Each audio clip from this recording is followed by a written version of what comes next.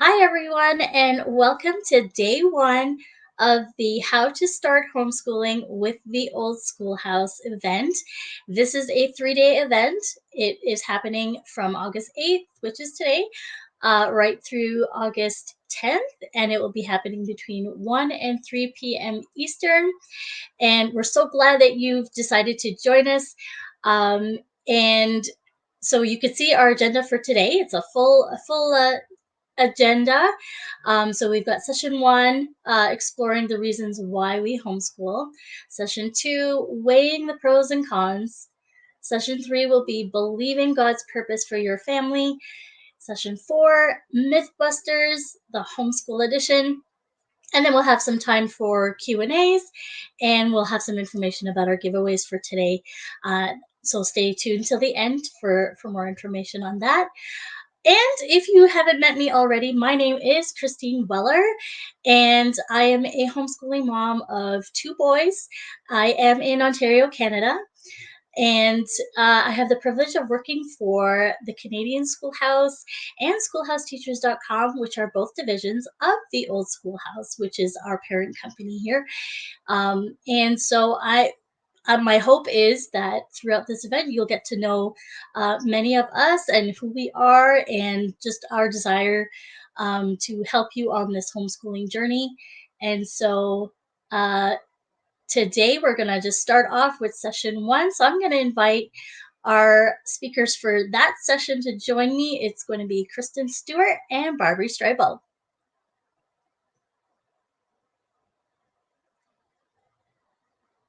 Hi, ladies. Hey, Christine. Hi, Christine. So why don't you tell us a little bit about yourself? So these two ladies, I have the privilege of working with for the Canadian Schoolhouse, and so they are Canadian. Yay! So Kristen, why don't you go first and tell us a little bit about you? Okay, I'm Kristen Stewart. I'm the content manager for the Canadian Schoolhouse, and I do some things for TOS as well. I am a homeschooling mom of two girls. They are about to start grade 6 and grade 4. We've been homeschooling since the beginning, so this will be year 7 of homeschooling for us, which is crazy to think about. And we live in the beautiful Canadian province of New Brunswick. That's a little bit about me. And I am a former elementary school teacher as well in the public school division. Awesome. And Barbie. Sure. So my name's Barbie, and I work on the Canadian team as well, and also manage the Homeschooling with Heart blog, which is another division of the Old Schoolhouse. And I'm in Alberta, and I'm a homeschool graduate. And then I went on to post-secondary successfully and graduated from post-secondary. And now I enjoy being able to encourage homeschool families and just share with them all the different resources that are available. Awesome. So the theme of the day is making the decision to homeschool, and the whole idea about today's topics were to help those of you who may be, sort of on the fence. You've been hearing, this homeschooling trend. You've been hearing many people keeping their kids at home, but you're not really sure. What does it look like? Should I do this? Is this good for my family? And so those are the sort of the questions that we want to address, hopefully, throughout the day. And so this first session is called Exploring the Reasons Why We Homeschool. And so we're just going to share our personal stories, and hopefully it will inspire you, or maybe it'll answer some questions that you may have.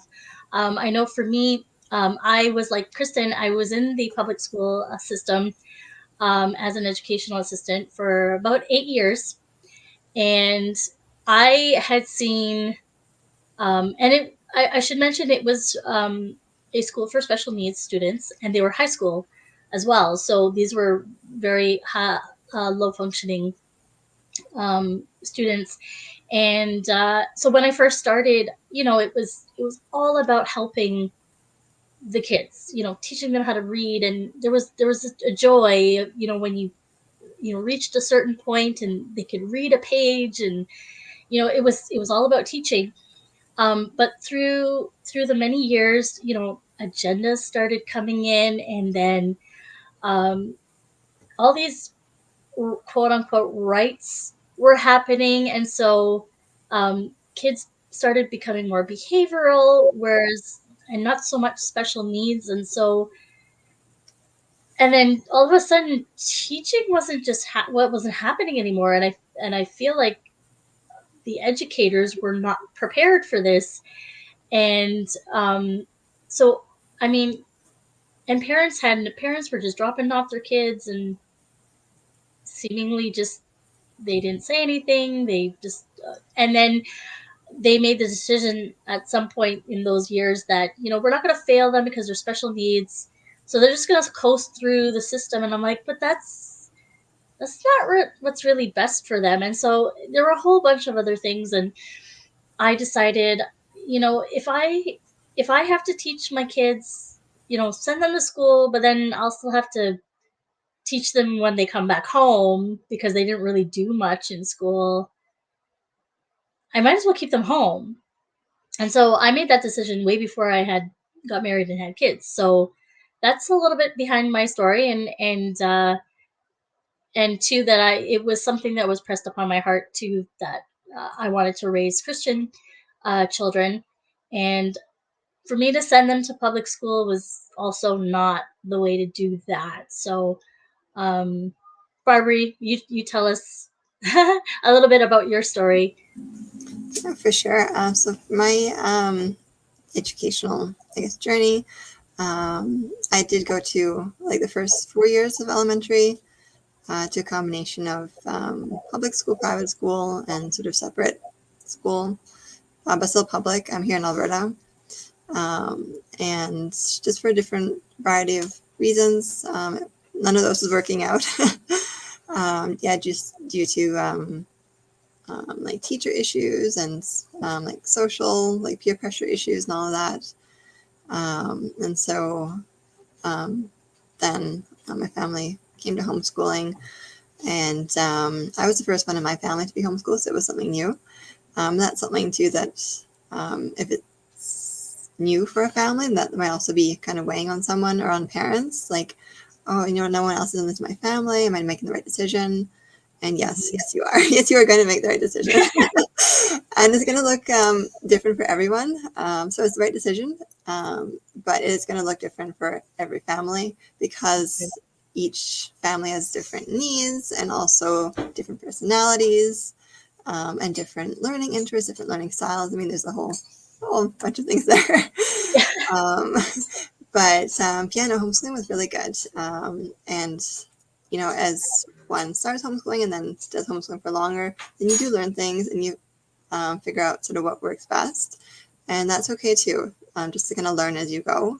And I think that's one of the reasons that both you, Kristen, and Christine also appreciate about homeschooling is that there's that flexibility.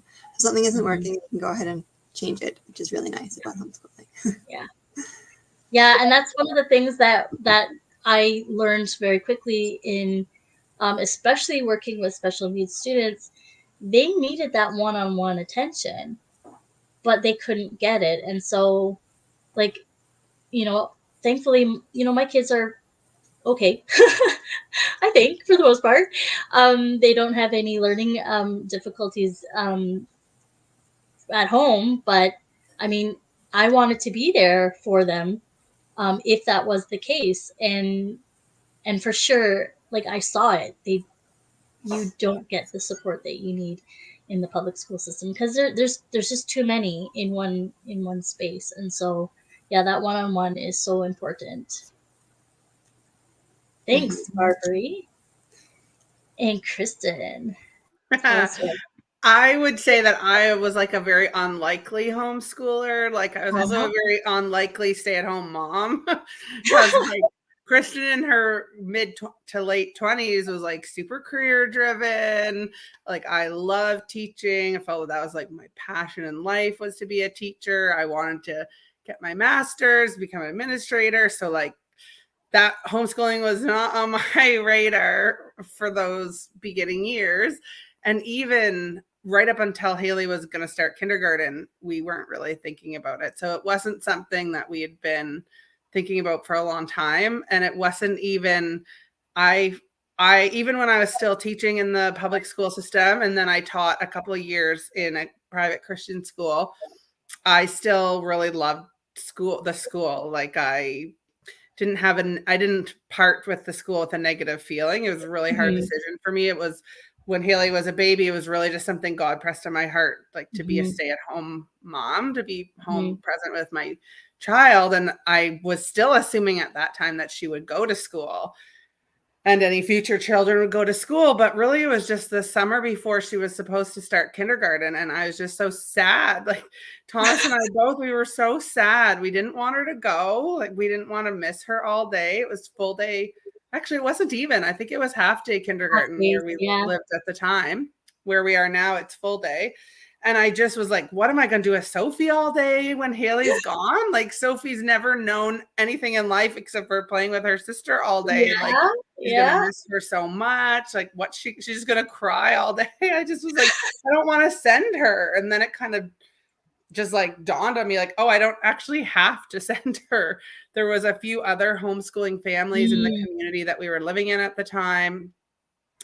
And it just was like, I guess I actually don't have to. Like it's not a rule. It's up to me. If I don't want to send her, I don't have to send her. And also we were going to move that fall. Like Thomas was going to be transferred. My husband's with the RCMP. So if you're not familiar with that, that's our federal police force in Canada. And we could be sent anywhere in Canada.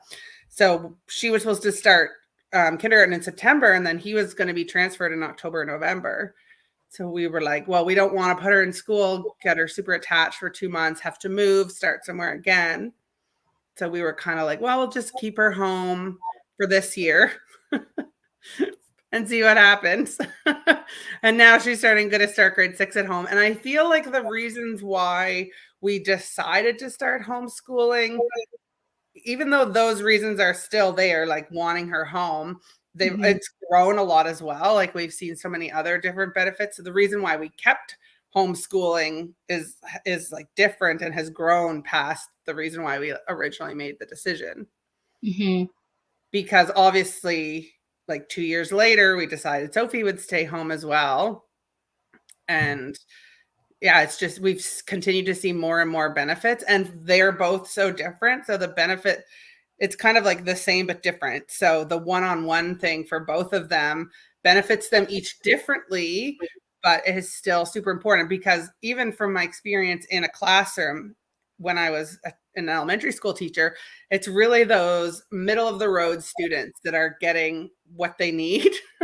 And that's not that many of the kids in the class. The advanced kids, well, as a teacher, I didn't have time to come up with more, advanced stuff for them. I didn't have time when I was teaching grade 5 and one of my students was reading at a grade 1 level, like, and some at a grade 2 and some at a grade 3, like there's just only so much time in a day for a teacher. Like I didn't have time to help that student reading at a grade 1 level. So he's going to go to grade 6 still reading at a grade 1 level. Exactly. And so then Haley is quite academic, and she's not a gifted or anything like that, but she's academic. So she hasn't really struggled in school. So then we've been able to, if something's simple, we can breeze through it quickly and she can keep going rather than, waiting for everyone else to catch up or being bored and getting herself into trouble. And Sophie takes a little bit longer. She doesn't have a learning disability, but it takes her a long time to feel comfortable enough with any type of skill or topic that she feels ready to move on. So we've been able to work at both kids' pace, which has been then they don't have to have self-esteem problems or feel like they're behind. They're not behind. They're just, when you're done with that, we do the next thing. When you're done, it doesn't matter if you're really fast or really slow, we're moving steadily throughout. And by the time you finish school when you're 18, you'll know what you need to know. Exactly. And I love the fact that you mentioned about, not wanting them to leave home. Just, Mhm. I can't imagine, like, even when I have to go somewhere, like, for the day and I'm away from my kids, like, I feel it, like, because I love being with them. I mean, yeah, they drive me up the wall sometimes, they're boys. But for the most part, like, I miss them and I enjoy spending time with them, and I remember when we first moved to this neighborhood and there was a community event, and so I went to, meet people, and I can't help myself. Of course, I blurted out that I'm homeschooling, and so that kind of scared some people away. But then the ones who stuck around to chat, they were like, "But you're with them all the time," and like they were so like, "How do you do that?" And that was shocking to me. I'm like, why would you not want to be with your kids all day long? Like your family, why wouldn't you want to do that? So that was a weird concept for me because I mean, and then you get to watch the learning. You get to watch every step of the way. You get to see those milestones when they can read and when they can write, and just understanding certain concepts as they go. Like you get to be there every step of the Mhm. way. So I wouldn't trade that for the world. I always say the best part of homeschooling is getting to be with your kids all day. And the hardest part of homeschooling is getting to be with your kids all day. Both, it is both. It is amazing and it is hard Yeah, sometimes because you don't get that time for yourself that others might want. Not others, anybody sometimes wants time for themselves, or when you need to go to of the course. doctor, it can be a little bit difficult logistically, but it's also the best part. And I think I do really truly believe like God intended us as families to like be as a family unit, to Yeah. not be separate all the time. And even now, like as we go with my oldest daughter is 11, we're starting that preteen tween type of the shift in things, and some days can be difficult. But I said to my husband, if I wasn't with her all day, maybe that the little bit of time that I would have with her in the evening might be difficult. But now I get to have good times and bad times. Like we're Mhm. together all the time. Mhm. We just get to figure out how to work it out. It's Yeah. not like Yeah. she's using all, neither kid is using up all their happy times at school and then coming home exhausted, and we're just getting, Mhm. Right. the hard times. Like we get to have the hard times, but we also get to have the amazing times, and we get to figure it out together.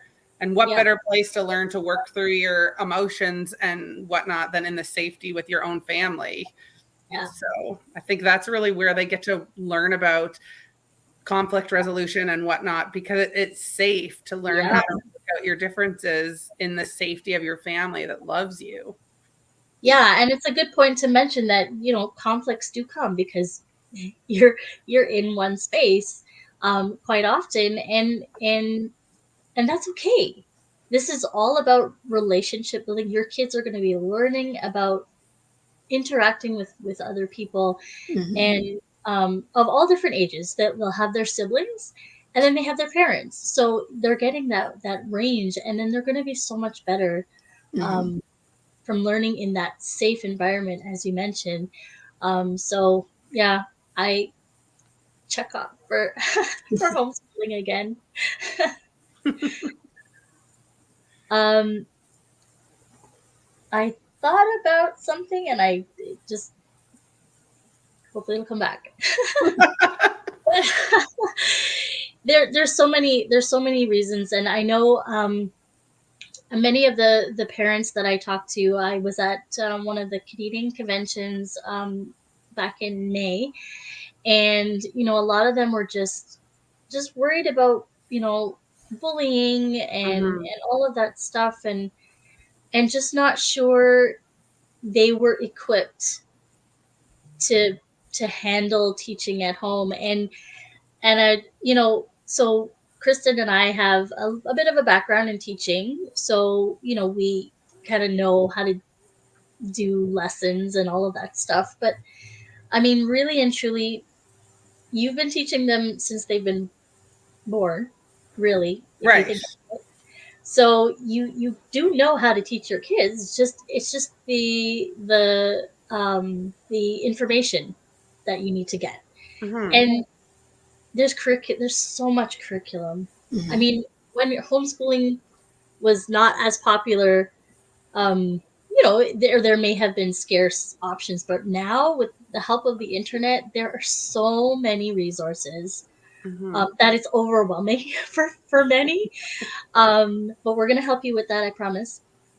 Um, but and so much help to just get started. So I mean, if that's one of your fears for keeping your kids home, don't let that be a fear. And I feel Uh, like that is like maybe the number one holdup that I find parents have. Like, well, how am I going to teach them all this stuff that I maybe don't know? And what I tell people, like from the inside, is that spoiler alert, when I had to teach grade 5 math, it had been a very long time since I had been in grade 5 when I was teaching my grade 5 class in the public school. So some nights I would have to learn the lesson before my next day. Mhm. Like yeah, your kids' teachers in the public school might be learning right along with your kids too. Like you don't remember everything, and yep, sometimes you get assigned to teach a subject you aren't really necessarily super knowledgeable in, so you have to learn it. I say anyone who has a willingness to learn is going to be able to homeschool their kids because Mhm. the curriculums are written for assuming that you're not a teacher. So, step by step, easy to follow. I think, yeah, that's an awesome part about homeschooling, that it's really ongoing learning. It's nice to see all ages, even parents learning, and it's kind of nice for kids to see that too, and how they approach it, and that it's not something to be scared of or something. It's Mm-hmm. something to actually enjoy and seeing, okay, how do I approach this sort of problem? How do I find the answer to this? How do I find the solution? So that's sort of something that they can learn as well, which is really neat. That's right. It gets to show the kids like that lifelong learning. Hmm. yeah. Right. Mm-hmm. And I'll tell you, we just hit factors and all that stuff, and so my son was like, I don't know how to do this. And then I was like, how do I explain this again? I kid you not. I went on YouTube and I found a 2 minute explanation, not even 2 minutes. And then I was like, oh, right, that's how it is. And then I was good to go. And then he was able to do it, no problem.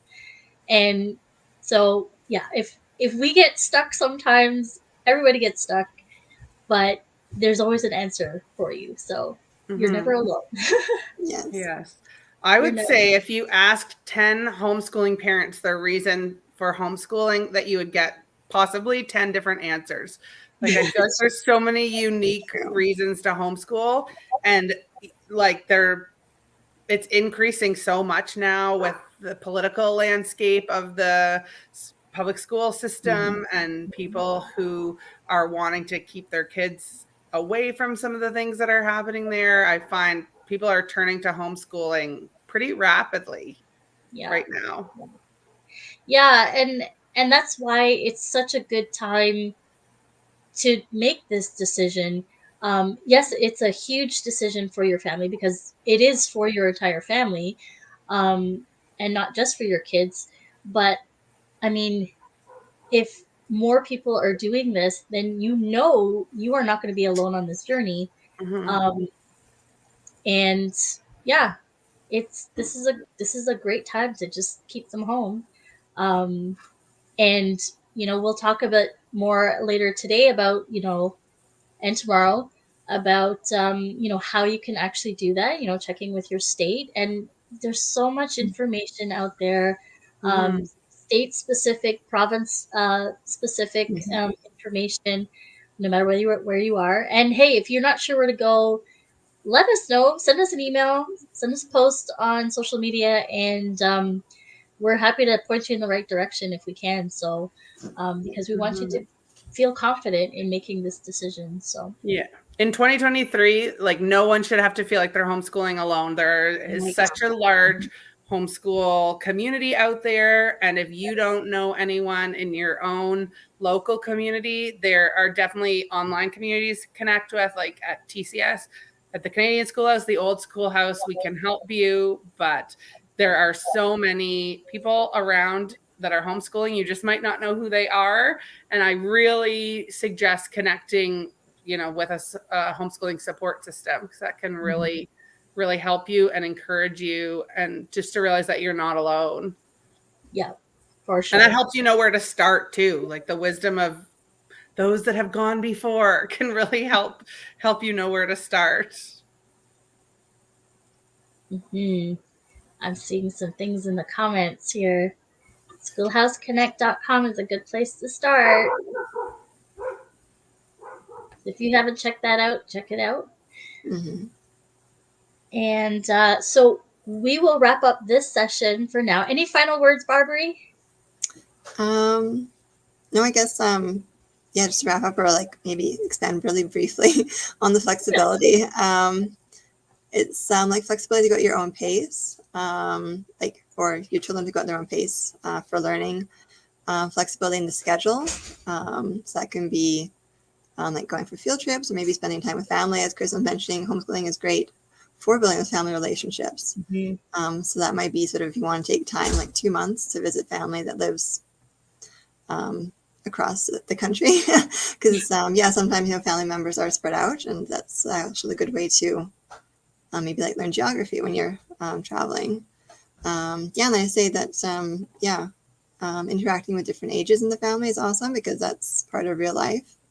When people start their own business or when they're working, then there's a variety of ages. So all great reasons for homeschooling. And I think there is actually a list of reasons to homeschool, I think, in the Canadian Schoolhouse or somewhere. Maybe it's on the Old Schoolhouse. If you find that link, pop it in the chat. Okay. Pop it in the comments. You can even do that a little bit later so that people can find it for sure. It's flexibility is a big thing, and I love the fact that we're not stuck in like homeschooling is just, it's not just about teaching school subjects. It really isn't. It is about raising your family and choosing to raise your family in the way that you feel is the best for your entire family. So we'll be hearing from Paul and Gina Suarez, who are the owners of the Old Schoolhouse, tomorrow, and they're gonna really share their heart behind what homeschooling is. And they like to say, like, homeschooling is all about discipleship, and I truly believe that as well. And so when it's when you look at the big picture, I think the reasons why, I mean, as Kristen mentioned, it's going to be different for each family, but the reasons are going to be a little bit more obvious when you can see the big picture, and the goals that you set before you for homeschooling. So if this is you and you are considering reasons why you should homeschool, I hope what we shared was helpful. I'd love to see some of your reasons. If if you've just recently made your decision, I'd love to see it in the comments. So I'll be going back to read all the comments because I missed a few. But I'm so glad for each of you here. And so we're gonna wrap up session 1, and we're gonna head into session 2. All right.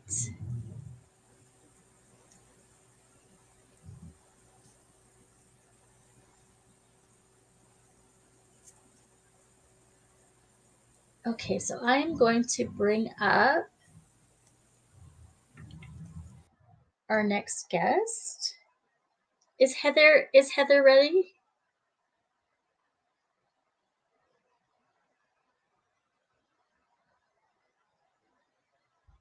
There she is. Perfect. So yeah, I can hear you. And so our next session is called Weighing the Pros and Cons. So this is where, you're taking all those decision-making points and you're weighing it. So which one is it? And one of the things that we like to compare with is the public school. So, okay, am I sending my kids to public school, or am I sending them or keeping them home? I'm not sending them anywhere. So, and so we weigh the pros and cons. And so I know Heather has some awesome points for us. So first of all, I want to say welcome, and tell us a little bit about yourself before you give us those wonderful points. Sure. Well, thank you so much for inviting me, Christine. It's such an honor to be here. My name is Heather, and I worked with the Old Schoolhouse in the marketing department for almost 4 years now. And I work primarily with the affiliates. And I homeschool in Virginia with my 5 children, ranging in ages from 5 all the way to 16. And I'll be graduating my first one in a year. So I'm pretty excited and nervous. But then I still have the 5-year-old, bringing him up. So I have, this is my big year where I have all those ages. So I'm super excited. We have a small homestead with about 13 acres, and we just try to learn. As we're learning, we learn, different techniques, maybe from Laura Ingalls Wilder's time, and just, yesterday my kids made apple cider because we had extra apples, with a cider press that they found off Craigslist, so just try to enjoy homestead living as much as we can.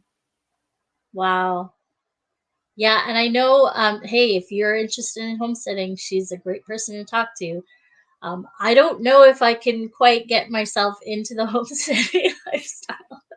I'm such a city girl, but it's such a huge thing, homesteading and homeschooling. It kind of goes for many families hand in hand. So yeah, hey, if you're kind of in that category and you were interested in homesteading, pop some questions in there for Heather, and Sure. I'm sure she'll be glad to answer. Absolutely. So what are some of the things that that we can weigh between public school and homeschooling? Well, before I get into that, I'm really excited about this topic, Christine, Good. because like you, well, and the ladies before, Kristen and Barbie Christine, yeah. mentioned, you've had that experience in public school, and I myself as well went to public school. So I think it's interesting because the school that I went to, I did not grow up on a homestead or on a farm. It was in the suburbs. And it was one of the top 10 schools in the surrounding city area. And that was intentional on my parents' part. They wanted to put me, and, I then had a sister, but, they wanted to put us in the best school. So it was very intentional. And a lot of parents do that.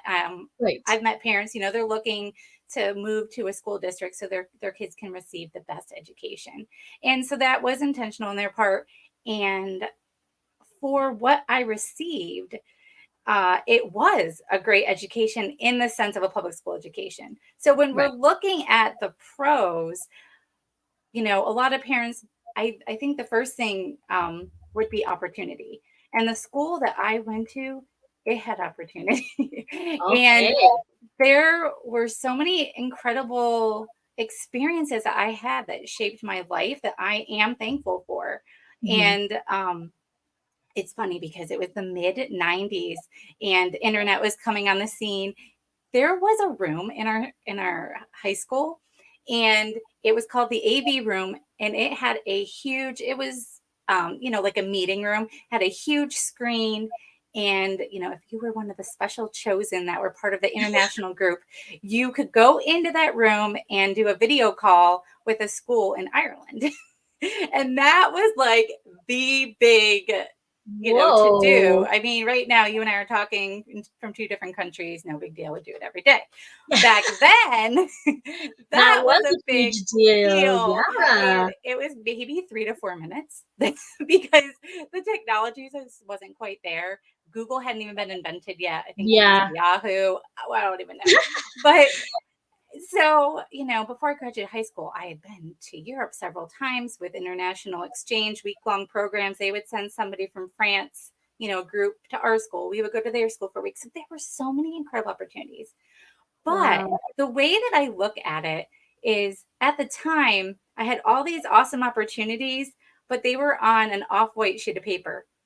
then Hmm. throughout high school and college, I would meet homeschoolers and compare that white sheet of paper that they had to my off-white. And wow, what they had was so much brighter than what I had. Even in my incredible experiences, what Wow. they had was even more incredible, but I didn't even know it really existed. Or I didn't know that's Mhm. what homeschooling was. I knew homeschoolers existed, but I didn't know.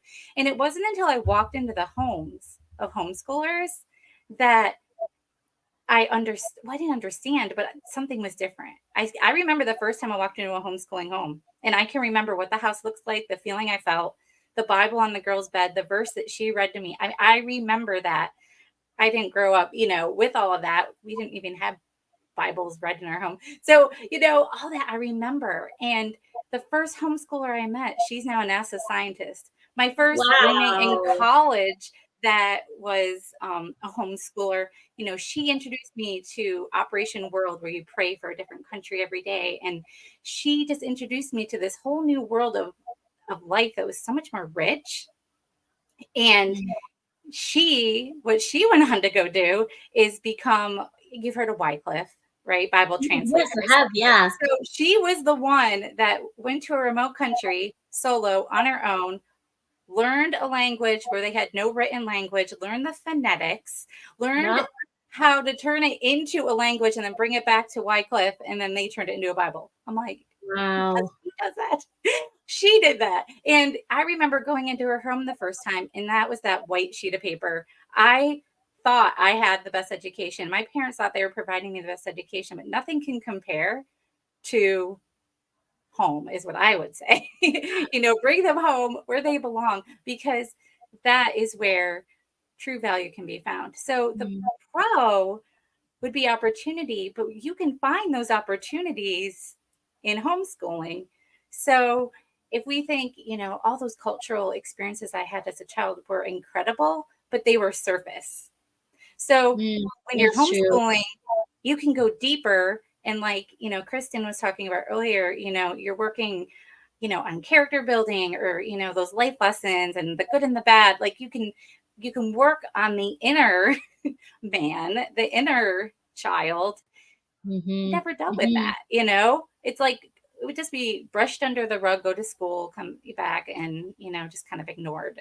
But you can actually work on those things. So what you think is a pro with those opportunities, you can actually have in homeschooling. You can go to Chinatown. We'll take our kids to Chinatown and let them order there. We'll take them just to a Mexican store down the road, or a Chinese store in the closest city, and let them look at this fruit that they've never even heard of, and we'll look up a recipe. You can Yeah. have so many cultural experiences with your family, and you can even go on a mission trip, week long, month long, year long, That's with your family, which I highly recommend. But anyway, so yes, the first one that would be considered a pro, I would say, would be opportunity, but you can absolutely give opportunity to your children through homeschooling as well. Yeah, that is so true about the opportunities, because like I'm just thinking of a simple thing that we did. We were studying Nova Scotia on the east coast of Canada, and we did a whole unit lesson, and we learned about the lobster industry. So guess what? We headed over to Red Lobster to celebrate, and Yum. then it turns out we were talking. We went to the tank, because they have these tanks with lobsters in it, and and the one of the waitresses, she was like, "Do you want to hold one?" I'm like, "You could do that?" So so then we got to talking, and she thought homeschooling was so cool that my kids were talking away about lobsters and what they do, their life cycle, and all, because they just learned it all. And she was Sweet. blown away, because you hear these two little boys just talking like they're experts in lobsters, and then they get to actually pet this lobster in real life, just because we decided, hey, let's go celebrate and Oh, have an adventure. And that's what homeschooling is. It's one big adventure. You never know. I mean, sure, you've got you got your curriculum, you got your unit studies, you got your stuff, but it's such an adventure, which you can't you can't do. I mean, when you're in the public school, because they're the moments that you have, they're unique to your family. Right. So I know in public school they do many field trips, and those are great too. I remember I went to public school, so I looked forward to those few field trips.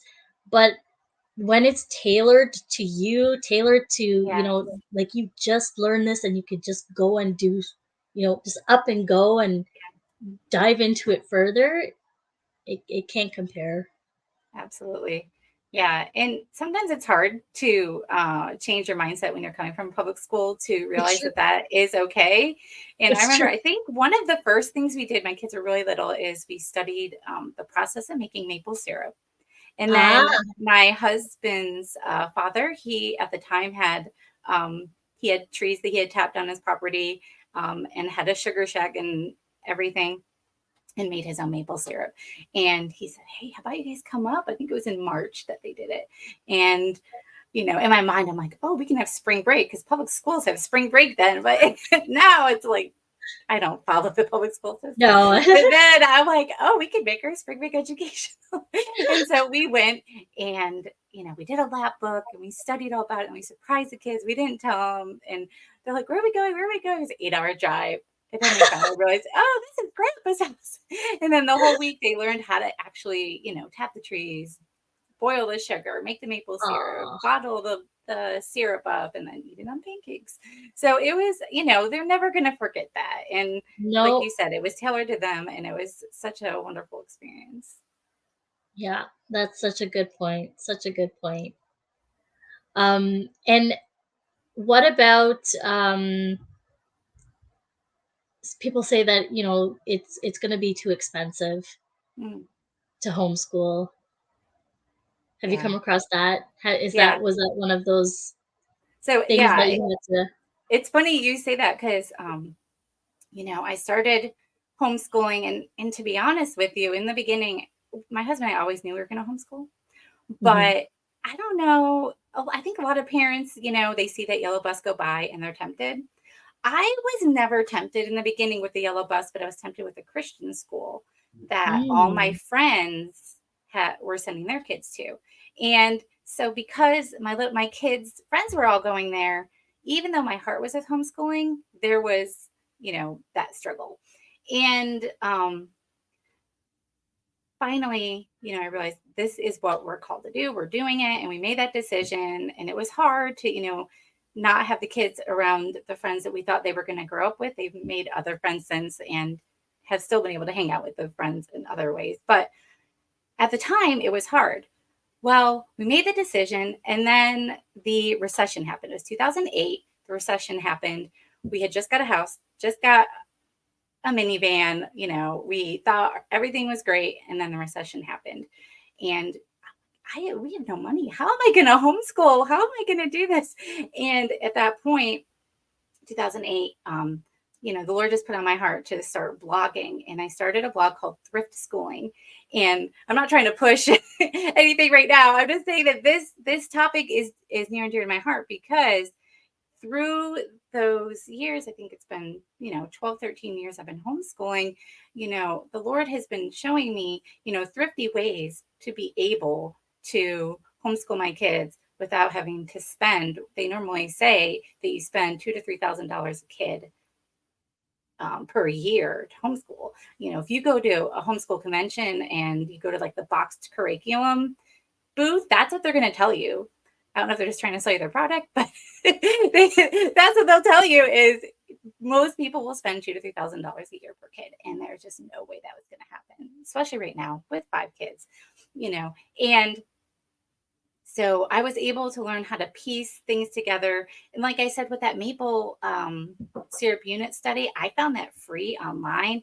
There's ways that you can craft and create curriculum in a way that it doesn't have to cost a whole lot. And, schoolhouseteachers.com, I always call it like a Pinterest for homeschooling, because if there's Mhm. something you want to learn, you can just go in and type in the search bar, find worksheets for your little kids, find science experiment for your older ones. There's It's so true. much. It doesn't have to cost a ton of money. And a lot of times we're afraid that we're not qualified. So we want to buy. And that's what I wanted to talk on with the pros and cons was, you know, a pro to sending your kid to public school would maybe be that, you know, oh, you have qualified teachers, but what are they qualified in, right? What are they called? Like, you have that love for your child, and they are constantly receiving new teaching. They have, I mean, I was never a teacher, so you probably could speak on this more, Christine. I was a preschool teacher, but never in the public school. And, you know, I'm sure there's constant training that goes on where they have to be up to date with the current standards, and you just never know what that's going to be. And like I mentioned, I was in public school. I had gay teachers. I had lesbian teachers. You know, it just happens, and you're just exposed to that. You know. Yeah. And that's to me one of the biggest. Well, which side do I want to take? The cons of going to public school, because you don't know these people, right? Like you Yeah. don't. I mean, yes, they're presented on paper. They've got their accolades, I'm sure. And I, you know, I was friends with many of them, and you know, over the years, and they were wonderful people. But you know, when you get to know them personally, mm, many of them did not share my Christian belief. Yeah. So you know, we always avoided certain conversations at work. Yeah. But you know, and then when the agendas started coming in, they warned us. They said, this is coming down the pipeline. So if you have a problem with it, you will have to quit your job.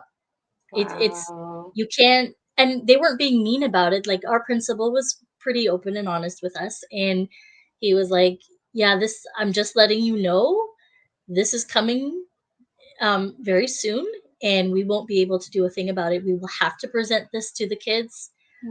So if you have a problem with it, don't be here when it happens." Wow. And so I quit Wow. for other reasons. Obviously, I had made the decision when I was about to start my family at that point, and I haven't looked back since. Um, Even though people were still, how can you give up such a good job, a good paying Yeah. job? But again, with the finances, I mean, we put God first, and we honor Him by keeping our kids at home, Yeah. and He provides. He's provided you know, job opportunities since I started. Yeah. And you know, even just little side projects, you know, people will call me up and say, "Hey, I need help with this. Can you I'll pay you for this." I'm like, "Okay, great." And it comes from all different ways. So Yeah. I mean, you know, sure, as a mom, you worry because finances are a huge thing. But, you know, when we trust God daily, I mean, we're surviving, Yeah. and you learn how to be thrifty. You learn, you know, to Right. make wise decisions. Because I'll tell you, I was one of those ones, because I had that mindset of public school. I thought, okay, school needed to look a certain way. I needed to have the big lesson plans. I needed to have the big textbooks. And so I spent probably over $800 on my first year of curriculum. And I tell you, I quickly figured out I didn't need half of this stuff. Right. I didn't Right. use half of the stuff. So, you know, this year, only because I splurged on a couple things, I spent like $80 for the whole year. Wow. And That's only awesome. because we had to replenish some materials and stuff, and Yeah. then some books that we needed. But like, Yeah, I you learn. Yeah, you learn what you need. In public schools, there's warehouses. You know, I think the publisher of this company, that's actually how the Old Schoolhouse got started with her eBay company, is she would go to warehouses and they would have books that were never touched, never cracked open, that the school district never even used, you know? And so they have a standard. Why would we, you know, line our standard up with that standard when there's so many resources and the wisdom of the people that have gone before us that have created curriculum for us that we can use and tailor to our needs. And you know, I want to go back to what you're saying about the finances, because you know, a running joke with this friend of mine when I first started homeschooling was I would know that things were tight if I couldn't afford paper towels. in my kitchen. That's how I knew things were tight. And although I do have paper towels in my kitchen now, things are fine. But it was that bad. Like, I would have to trust God. I remember being on the floor, not knowing what I'm crying, just crying. My kids were little. I'm like, Lord, what am I going to serve my kids for dinner tomorrow? And I felt like, the Lord had to remind me, well, you know what you're making tonight, so don't worry about it. Like, and I had what I needed for that night. God was going to provide for tomorrow. And then my husband came home from work, and somebody had cleaned out their freezer and had a bunch of beef and venison, and it was perfectly fine. They just didn't want it. And so the Lord just, kind of, had to remind me to constantly put my trust in him. It's even though when I remember, and I love that Deborah, she has so many articles and testimonies. It's true. She is always so encouraging in that area, even when the Lord constantly shows himself faithful. More trials come, and you just have to remember those times, because he wants us to stay close to him and to remember, yes, I do provide. I will always give you everything you need. And I feel like that's a theme for a lot of homeschoolers, because, a lot of us are on one income, or, I thank the Lord for the opportunities like you, Christine, that the Lord has given me to make money on the side. But it is a sacrifice, but I think that's a pro, because you're home with your kids. Yeah. And I mean, I feel like a life without sacrifice is not worth living, but maybe that's just me. But but it also means that, we are relying not just on ourselves. And I want my kids to know that too. And how are they going to see me living my life this way if I send them away? Right? Yeah.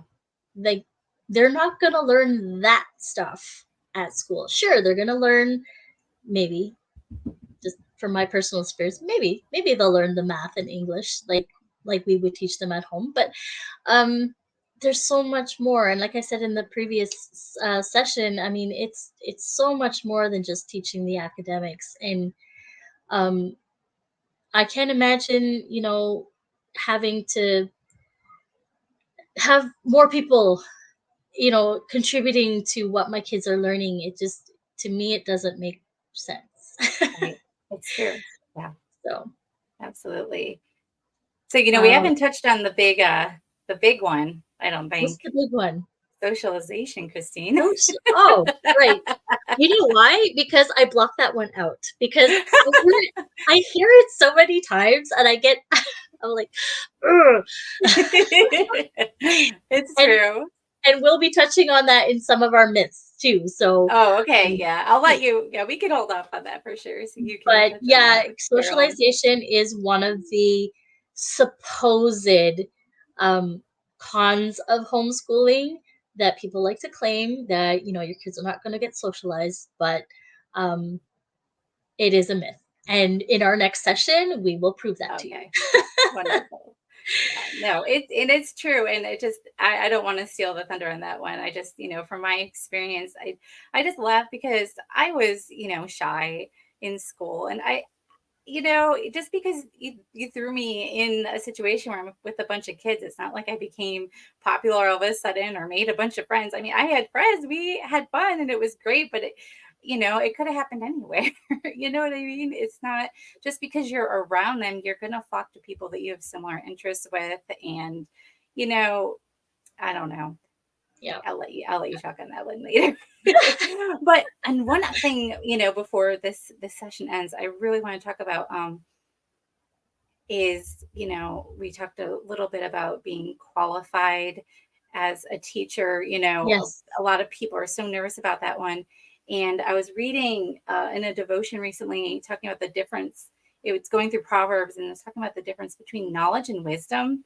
And that just really stuck out to me, because, when you go to public school, sure, you're going to be filled with knowledge.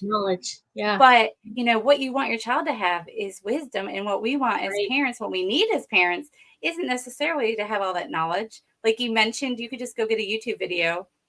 If you're struggling with something as a parent, but you really need to have wisdom from the Lord if you need to break up a fight, to figure out, what is really going on here. You didn't see it, but you need to have that wisdom like King Solomon had. Yeah. Because that's what we really need. And, I was laughing about your comment with the YouTube video, because even with my husband's job, his boss would even say sometimes, if you don't know how to do it, look up a YouTube video. Yeah. It's like you can have a college degree, you could, but there's still so much to learn, and there's people who know it, and it's readily available and accessible. And if we teach our kids to learn how to get it, they can find it. Yeah, and it's to take it to nothing against knowledge, because knowledge makes us better. We grow, but it's what we do with the knowledge. And if you don't have the wisdom to use that knowledge in the right way, then you're just a box filled with facts, and you're useless. So like you need that wisdom. So it kind of goes hand in hand. And yeah, you can't trust that the world is going to teach you wisdom, because that it doesn't seem like there's a lot of it out there. Right. What I see on social media sometimes, it's I don't know.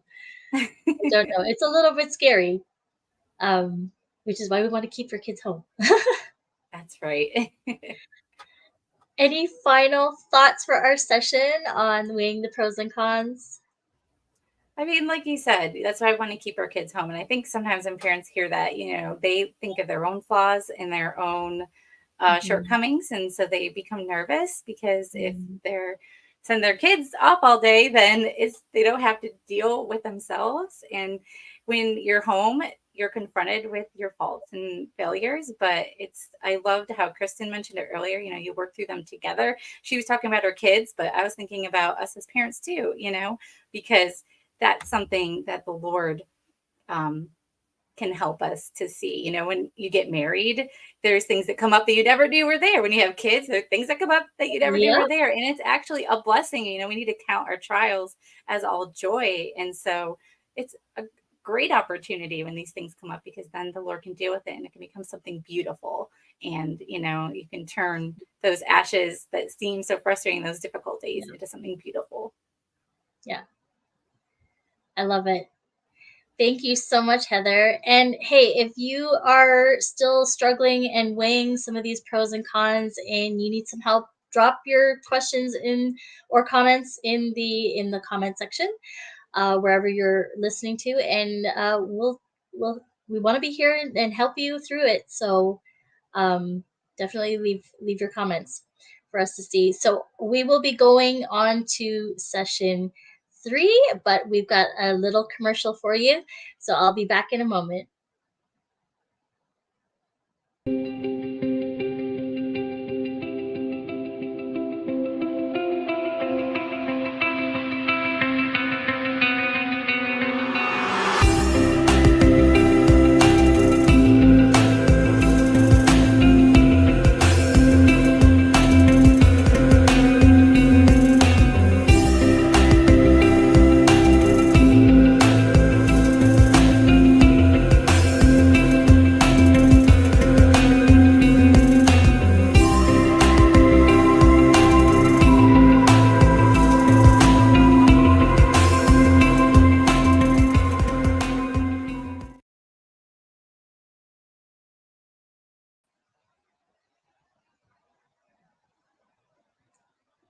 Okay, so for session 3, I'm going to invite Stephanie Morrison, who is a good friend of mine, to join us for this session. And so this session is called Believing God's Purpose for Your Family. And so I will let you introduce yourself, Steph. There's a reason why I waited just before our session to put the Canadian Schoolhouse commercial up, because Steph is our Canadian Schoolhouse manager. So I'll let her. Oh, we've got some technical difficulties. 1 second. So yes, so Steph is the manager for the Canadian Schoolhouse, and so you maybe you have seen us on the TCS lives that happen bi-weekly. We like to talk about all things homeschooling, and so And she is also one of the hosts for the Hey Mama Homeschool Show, which we'll be talking about later on. And she's back now. Hopefully it's working. Oh. Yeah, go ahead. You can. That was premature. My voice sounds better though, right? Yes, you're good to go now. I'm like sitting in the studio thinking, is it going to be good this time? Is it going to be good? For those of you that don't know, and I'm not sure, maybe you said that as a little filler as I went out of the studio and back in. Christine and I, well, sometimes it's two of us together, but we often have guests on. So yeah. Christine's always there, but she's sometimes just in the background, and we go bi-weekly on the Canadian Schoolhouse. So yes, that of course that little promotion, letting you all know what the Canadian Schoolhouse is about. Very timely, right before I came on. Of course, Christine is, well, she's just so multi-talented. She does a lot in Schoolhouse Teachers, but also a lot in the Canadian Schoolhouse. And then me as well. So I am very blessed to be working on the Canadian side for 4 years now. And just to see that grow and be able to build some of these Canadian focused stuff for Canadian homeschoolers with that wonderful backing and support and resources that are available through the Old Schoolhouse has been wonderful. It's been great. Instead of just starting with like a fresh homeschooling in Canada thing, it's and homeschooling is this. It doesn't matter whether you're in the US or Australia or the Philippines. We actually have a regular writer that writes on the Canadian Schoolhouse, and she's from the Philippines. And I love reading her articles because they are like how there's nothing really different about what she's doing in the Philippines and educating her child. Her son's probably about 6 or 7 now, maybe somewhere around that, and just one, and she writes really, really great articles, really great tips for whether you're starting homeschooling or really into it for a while. I've loved listening to Heather and Barbara and Kristen before that, and just all those things that come up. It's not just for getting started. It's great. It's great no matter what stage you are in at homeschooling. It's true. To hear other homeschoolers chat. Yep, I'm having fun. And I hope you all are too. So we wanted to just bring it back to helping you make that decision to homeschool, and it all comes down to the purpose of why we do things. And that was what I was kind of mentioning before in one of the other sessions about the big picture, right? We have to look at the big picture, because it's not just about teaching from books, right? And learning the English and the math and those core subjects. So it was like it was so interesting thinking of coming on here. And of course you told me, I don't know, a week or a couple of weeks ago, or maybe you told me a month ago, but I really only started thinking about it last week. And so so thinking on that and what's important to hear, especially people that are either parents that are just thinking about it, or that they've just started homeschooling, or maybe your kids are young, right? They're not really at a formal education age and you're just getting yourself equipped.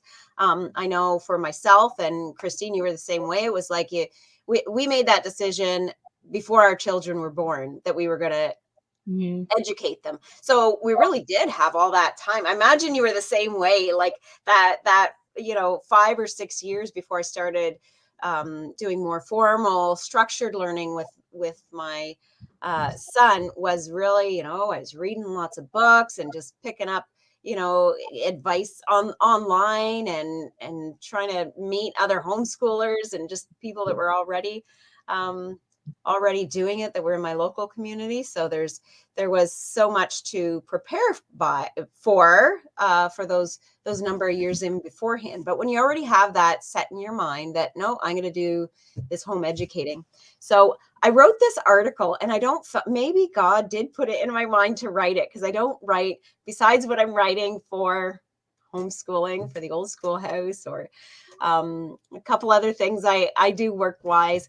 I don't write so much for my own personal blog, but I'm just like, I just have this urge to write about, and my title was why I will never subject my children to public school.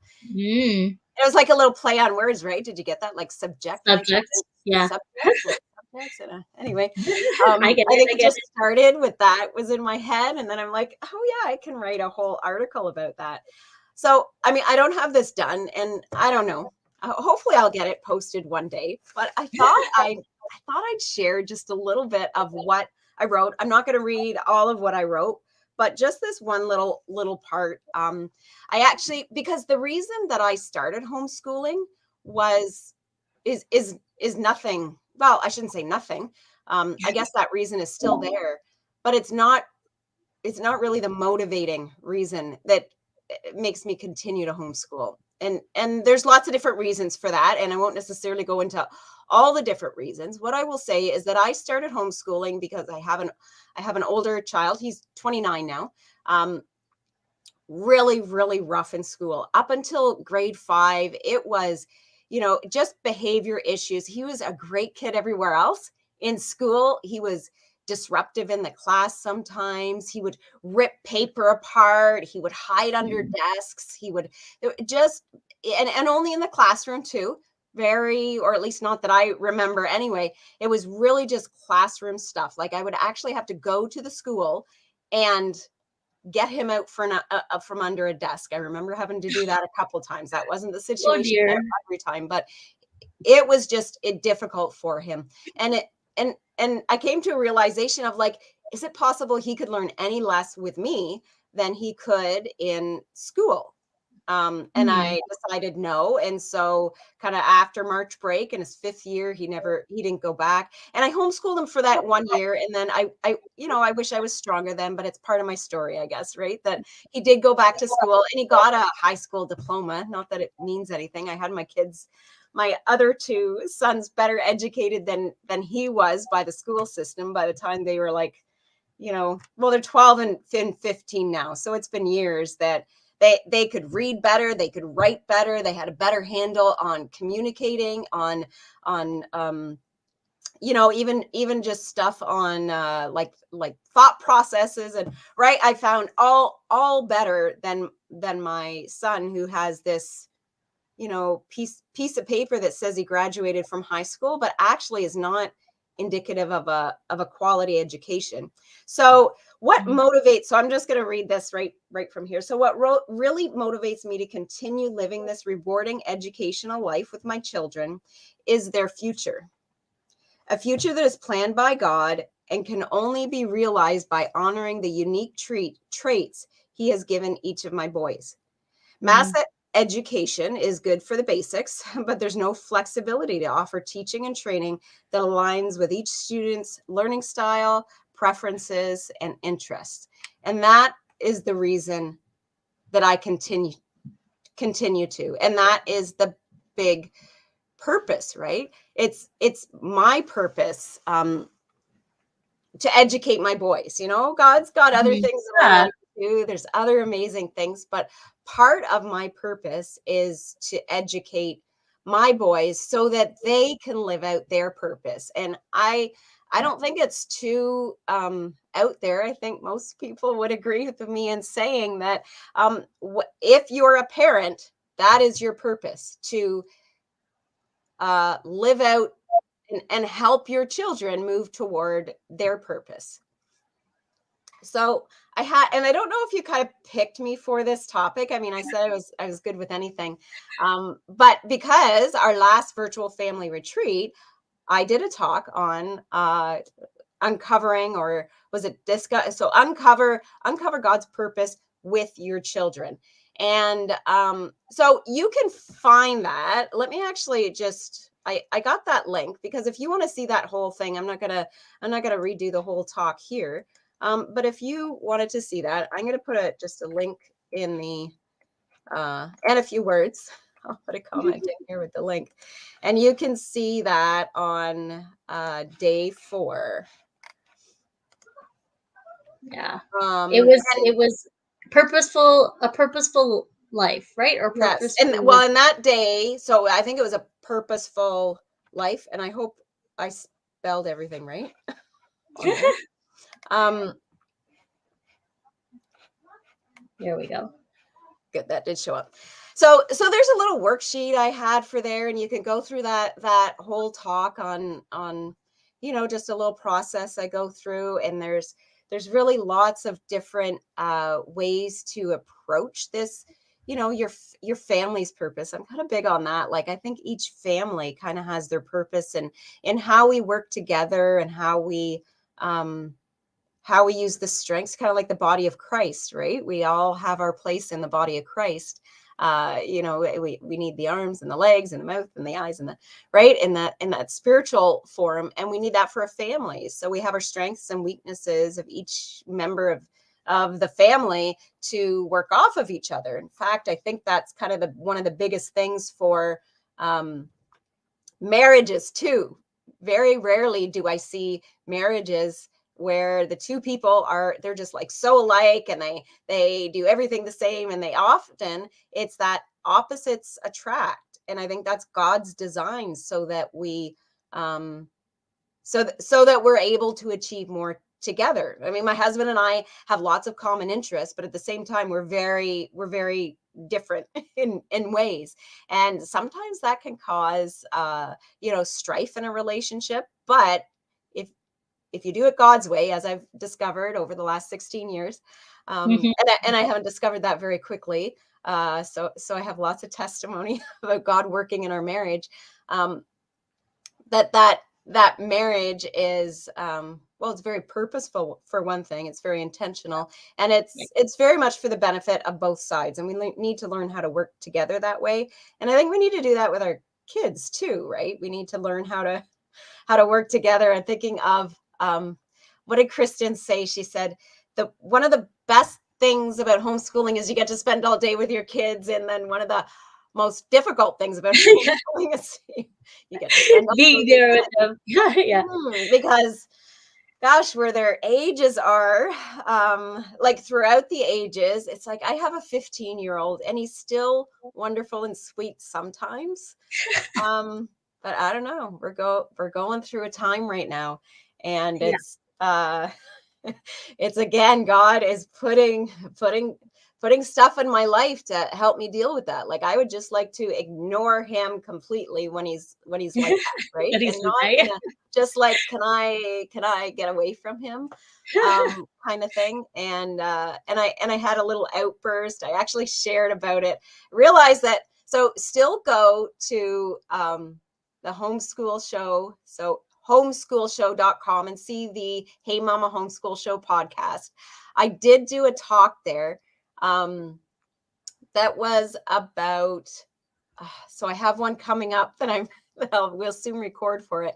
But the last one was When Mamas Cry. And that was my outburst of just like, and I screamed to God and I said, I don't want to do this homeschooling thing anymore. And then it was like right away I said, but I know you want me to. I know that your purpose for my boys is more than me, right? Like, I need to get over myself and just do what, perfect, homeschoolshow.com.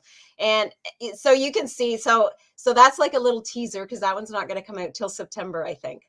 But there's lots of great shows on there. So go check them out and see what we're doing with our Hey Mama's Homeschool Show podcast. Covering every topic you need for your homeschool life. And that whole purpose part, like, here I am keeping myself open to God's purpose for my boys, and he's bringing all these opportunities for me to just like, okay, well, let me guide you through these troubling teenage years as Deborah. And, I know Deborah has talked about, because I've heard her, that she has some conferences on, and specifically, so I'm going to guess in her years of wisdom, she's had a rebellious child. And I can't say that I don't know. I can't say that I really have, but sometimes it just fades. So I'm not sure if my older son was just much better, or if it's just faded and I just think of only the good things. I think God does that for us too. Yeah, that's true. And homeschooling the rebel. Yes. And it's actually, you know, but I think it's hard to deal with him. And sometimes I'm just like, I would love for him to just go to school. It's easy. He could just go. It's not that easy. It would be like an hour or more bus ride for him to get there, because we're way outside of, you know, we're doing the homesteading thing too, just like Heather. We're kind of out in the middle of nowhere. So it would take up so much of his day. I think school actually takes up so much of kids' days as it is, but that would like take up so much of his day. But I had that thought that it's easy to send him there. But I also think it's such an opportunity for us to save them. So I think save them. I'm trying to think of the word that especially for those of you that are watching this and it's really, you're thinking of starting homeschooling. I don't want to scare you away. I actually want to comfort you in the fact that I think my son would be worse if he was in school. Not I think, I know that if I was not around him and the main influence in his life, he would be worse than he is now. He would not be better. He would be spending more waking hours with children of his own age. So children raising children, that's kind of what happens in public school, right? There may be adults there, but the ratio is just, there's no way, no matter how well-meaning and how much they want to help kids grow into be great adults, there's no way that they can do that. I just don't think that that's possible. So that's why we have this joy and responsibility to educate our children, and we can do it so easily. It is yes, protect them. It's big time what it is. And you know, one of those things I wanted to mention, just in there's so many things, so I don't know, I could talk here for 3 hours, but you just cut me off, Christine, when needed. But I won't talk for that long though. You're good. I think with our kids, we should take it on as this awesome responsibility. It's rewarding for us to be able to live that educational life with them. It's not something that's a burden. It's not, but it's something I kind of feel like we've been, just as parents in general, as parents, it's really only been the last couple of 100 years, like not even that long, where parents in general, it's our thought where, oh, okay, now they're 5 or 4, seems to get younger every year or every decade. They're 4, I can't teach them anymore. So I'm going to send them away for hours and hours and hours every day so that they can be taught. And they are being taught. The basics are actually really easy for us to teach at home. And then we can teach them so much more, right? We can help them discover what God's purpose is for their life. We can we can be that high quality family. I think I want to use this opportunity to pick this slide. So this is one of the slides that I have here, but that I used for my talk. So again, you can see this whole talk and all the slides and how I word it all out at the virtualfamilyretreat.com. But you are the only one that has been intentionally equipped to give your children what they need to live out the purposeful life. So, you know, I said this before, that part of our purpose as parents is to raise your children to live out their purpose. And I, thank you, Erica. So I did this talk at a convention a few months ago. Convention season seems so long ago now. So I did a talk similar to this. And what I read from, I'm going to hold up this book here, and maybe I'm going to remove this.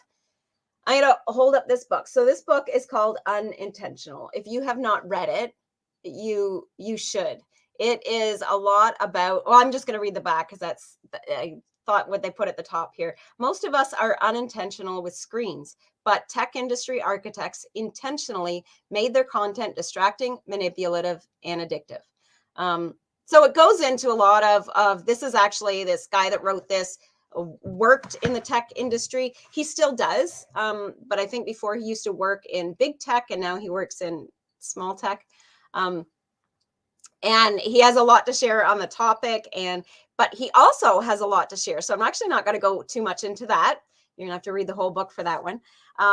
There was a little part here that I thought was so important about purpose.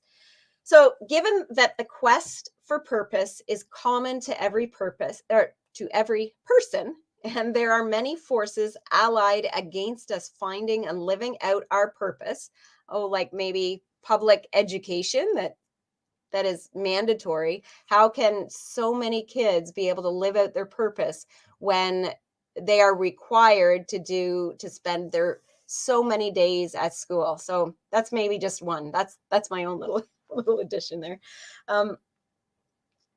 Okay, so since there's so many forces allied against us finding living out our purpose, we can draw two conclusions.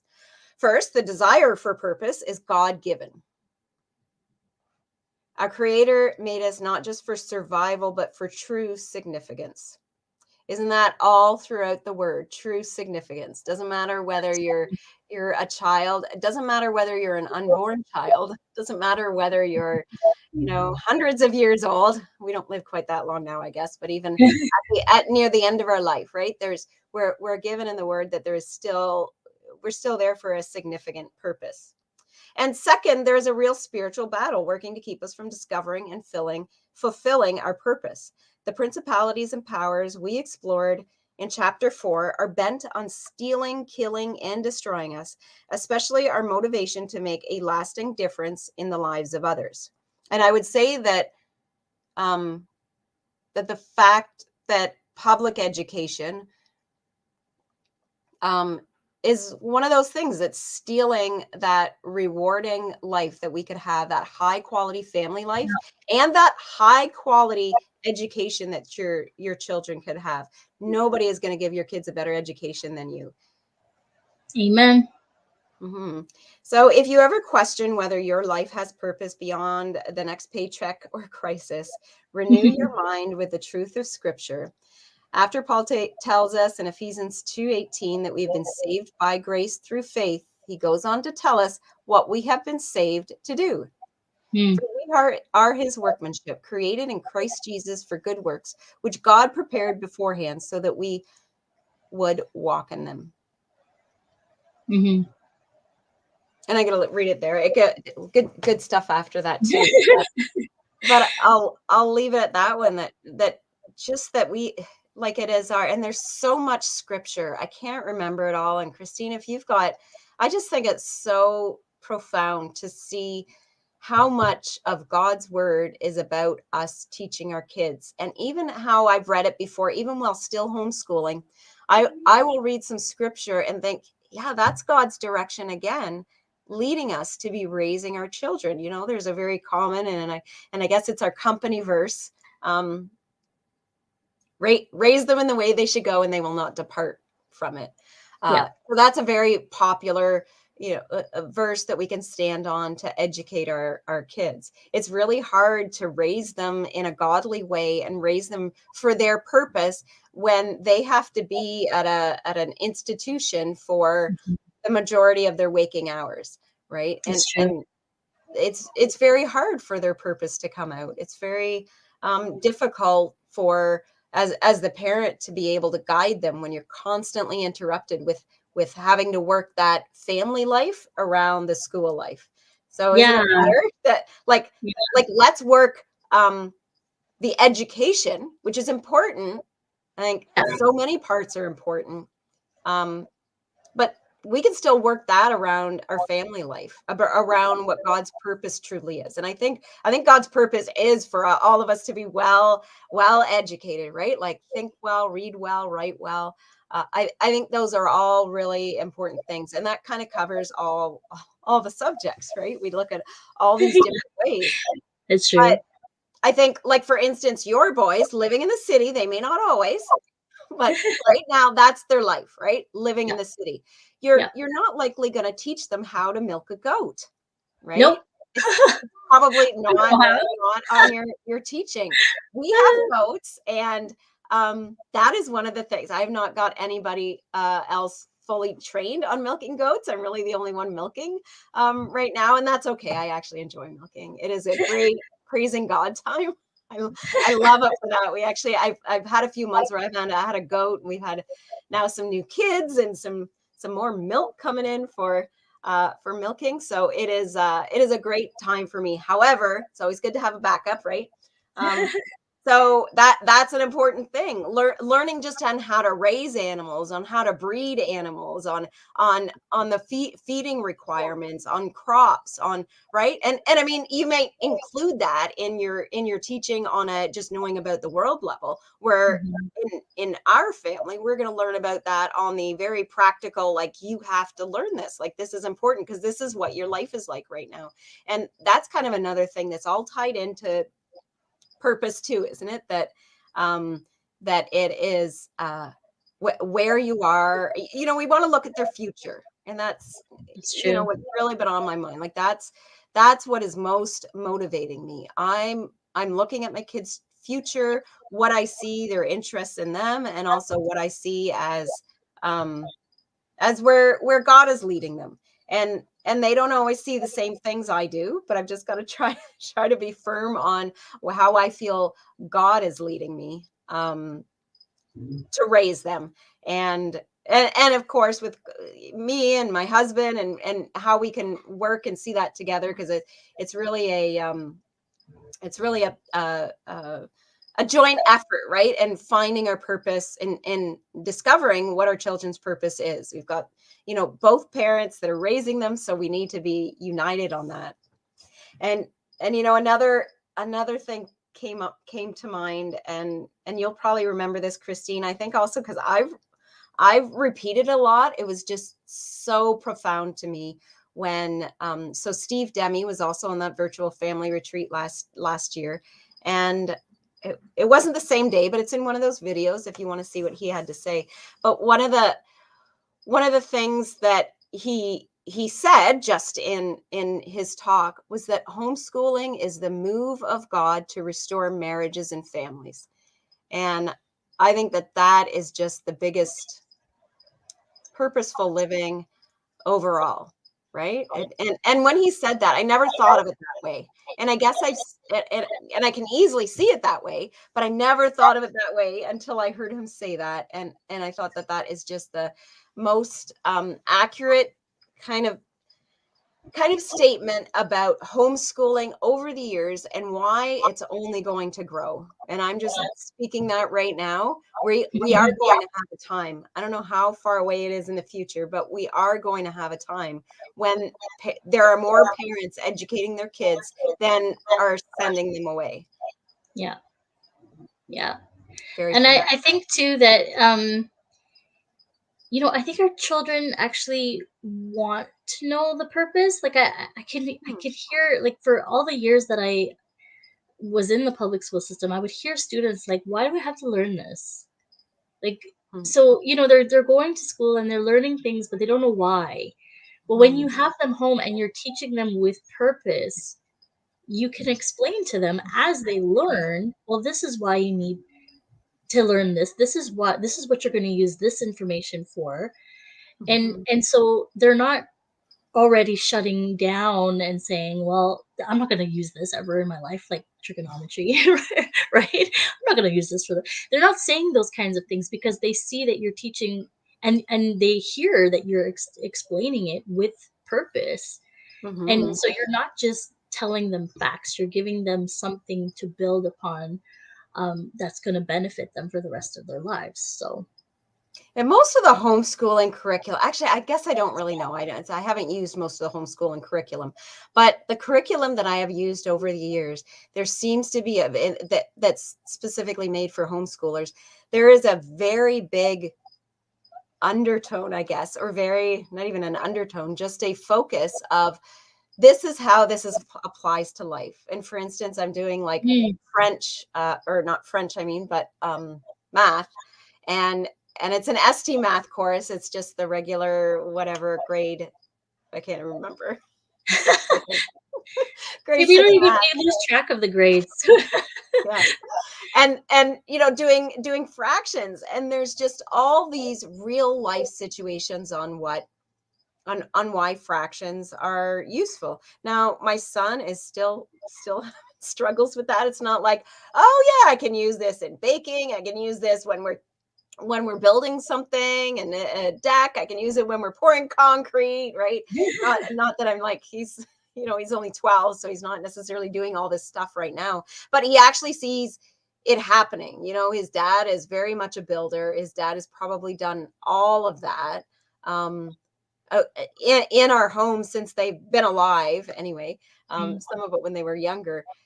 So building, like cooking, baking, like these are all very real things in their lives, and very very applicable to making what we're learning. There is purpose and reason for it. There's whether it's math or history or right, just knowing how to communicate well.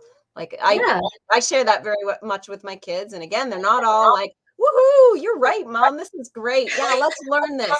Like, my boys are like your boys. They'll be like, oh, for certain subjects, but they accept it anyway, because they know you're not making this stuff up. Because you've proven that you prove yourself time and time and again that, see, I told you. They'll hear it. See, I told you. You're going to need to know how to do that. I think there is one little thing last thing I want to mention about the oh shoot, and it just left my head. See, that happened to me in the first session. Totally went up. All right, maybe it won't come back.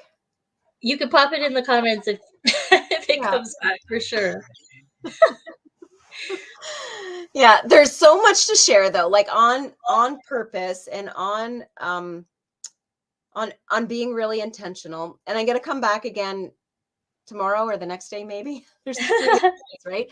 I do have it written down. I will show up. Day 3. On your why, right? What was the actual title we have? So yes, remembering your why and setting goals, and very much connected, right? So there's real purpose and intention in what we're doing and educating our kids. And to me, there's no difference between parenting and educating my kids. It's an extension, right? So think of your parenting. It is just like educating them is just an extension. We actually, almost every parent does it without even thinking about it for those preschool years, right? We do it. Oh, what are we going to put in their life? What environment are we going to create for them so that they have like toys and things to interact with, and the way that we speak to them, and where it's so natural to do that. And I think we've kind of been robbed. I said this before, but I'm just going to say it again.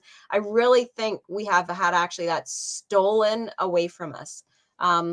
In a spiritual warfare kind of way. I'm not blaming anything here on earth so much as I'm blaming that the enemy that is there to steal, kill, and destroy. And he has stolen this because what better way to steal the purpose that God made for them, for each of us, but for our children, than to have our children grow up in especially right now, is a very godless culture.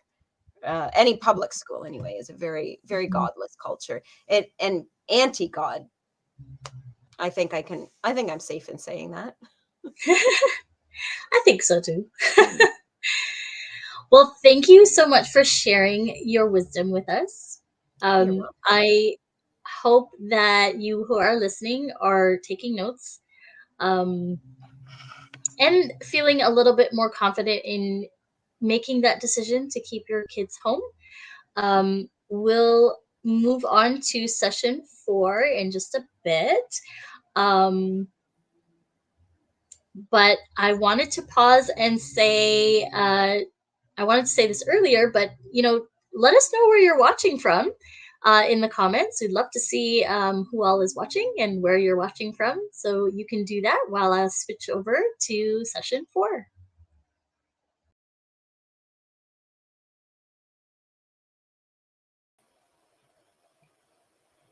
Hey everyone, and welcome to session 4. I hope that you have been enjoying our previous sessions.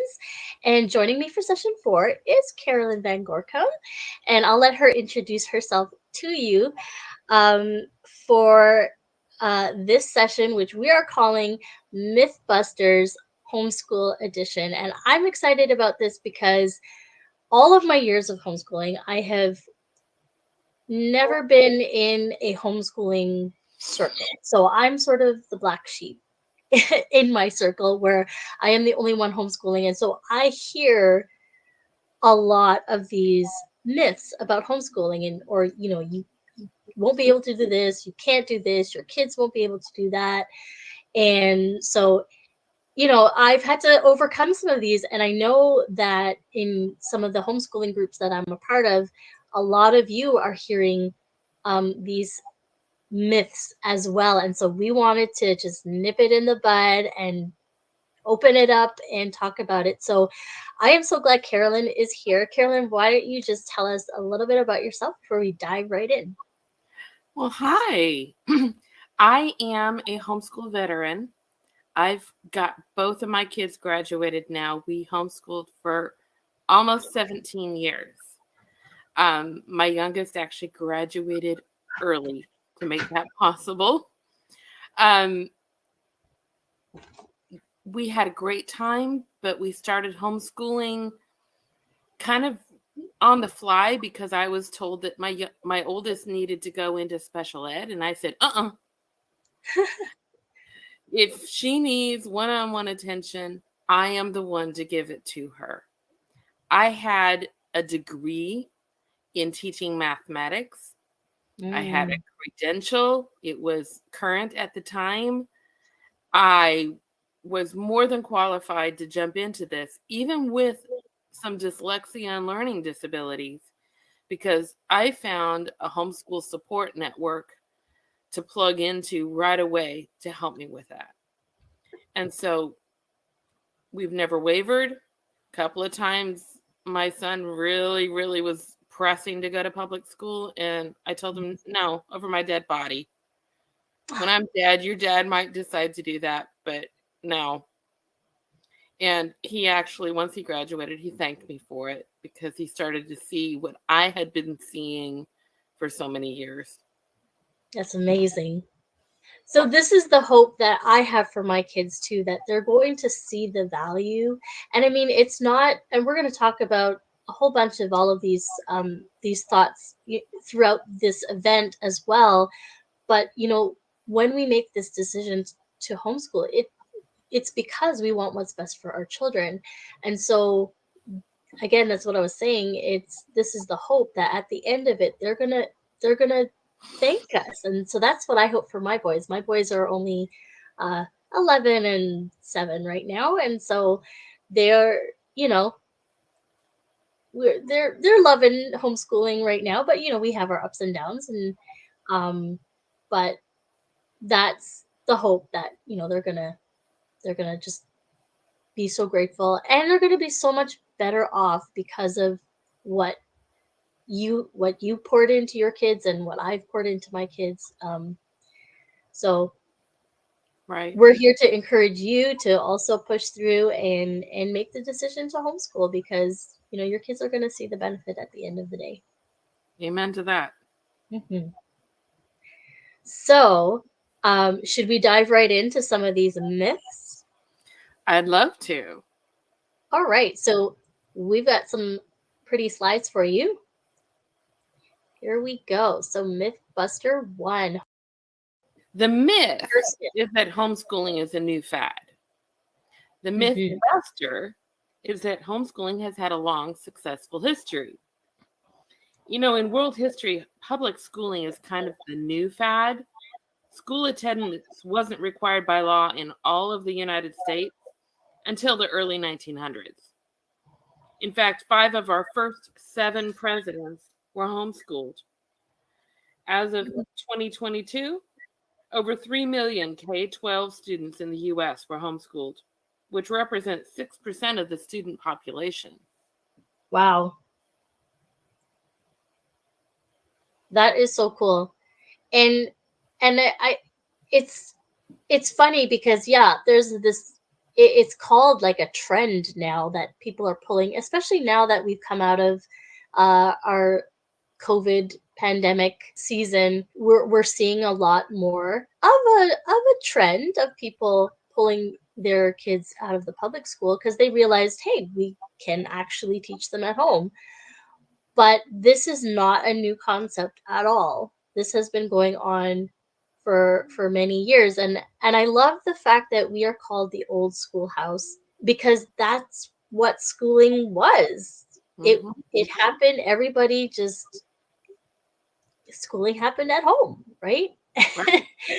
And creating a school where you had to have hire teachers and all that, that came much later on. So I hope that people remember that, check up on your history because homeschooling is definitely not a new fad. No, it's not.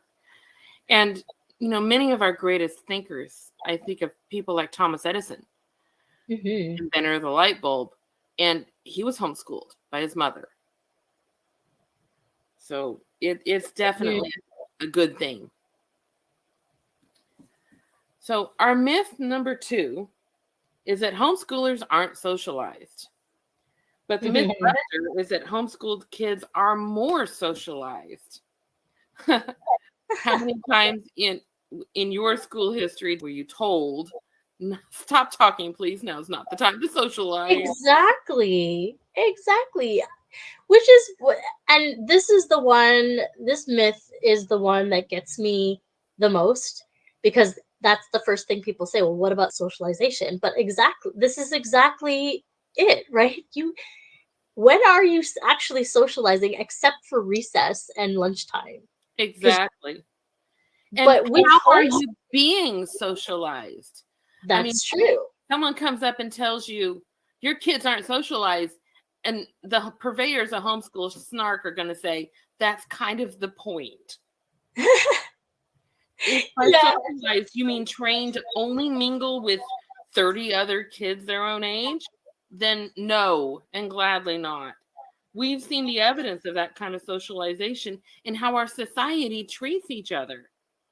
But if you mean the ability to carry on a competent conversation with people of various ages, that's the kind of socialization my homeschooled kids receive every week at church. Awana, sports, co-op, park days, and way more. We got out of the house, I think, more than the public school kids. It's so true. And I mean, I feel like all of our homeschool days, like that's all we do is socialize. And so like I'll share a little example from my own life. We just started going to a new church over the last couple of months, and so they were getting to know us, and they quickly found out that we're homeschooling, and our some of them were asking, well, so what about socialization? And so then we were at a church gathering, and my kids decided to just pop in and enter the conversation, and they were shocked. They were like, wait, your kids aren't afraid of talking to adults? And I'm like, why would they be? So I'm like, because they're socialized. And this is the result of homeschooling. They talk to people of all different ages. Exactly. And so, I hope that, that example alone is enough to encourage everyone. But I mean, I know you hear it, right? It's ingrained in people that, socialization looks a certain way, but it's definitely not true. And this mythbuster for sure, homeschooling kids are more socialized. Yep. That's not to say some homeschool kids aren't shy, but by and large, they can handle themselves in a public situation much better. Very true. So our next myth is that homeschooled parents aren't qualified to teach. And the mythbuster is that parents are fully qualified. Mm-hmm. This accusation tells us that we should leave education to the experts. Problem is, those are the same experts who trained us in public school and now say it isn't sufficient to train our children. Mm. Meanwhile, it is legal in all 50 states in the U.S. for parents to homeschool, and the majority of states do not have parental education requirements. For those that do, Mhm. most only require a high school diploma. Mhm. How is it in Canada?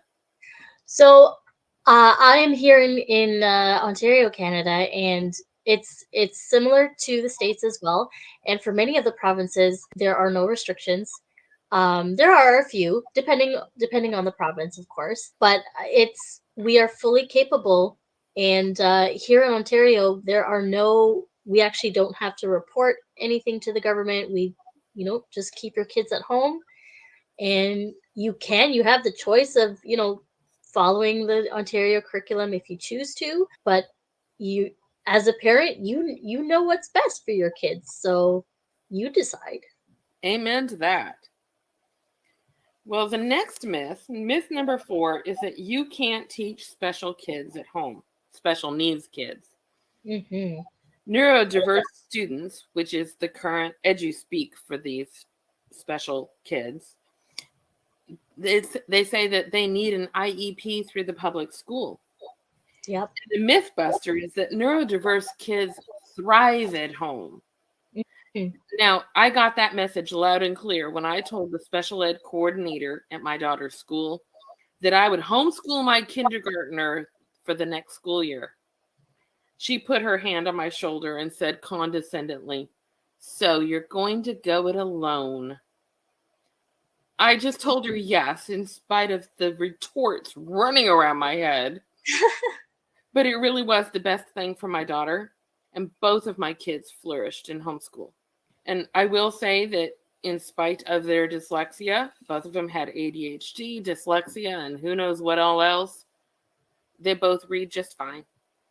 They're both Aw. functioning adults, and they both love God with all their hearts, and I wouldn't take that away from them for anything. Exactly. And I'll just share as well. I spent about 8 years in the public school system as an educational assistant, working specifically with special needs students. And I can tell you the main issue of having them succeed at any of their academic learning was the fact that they did not have support.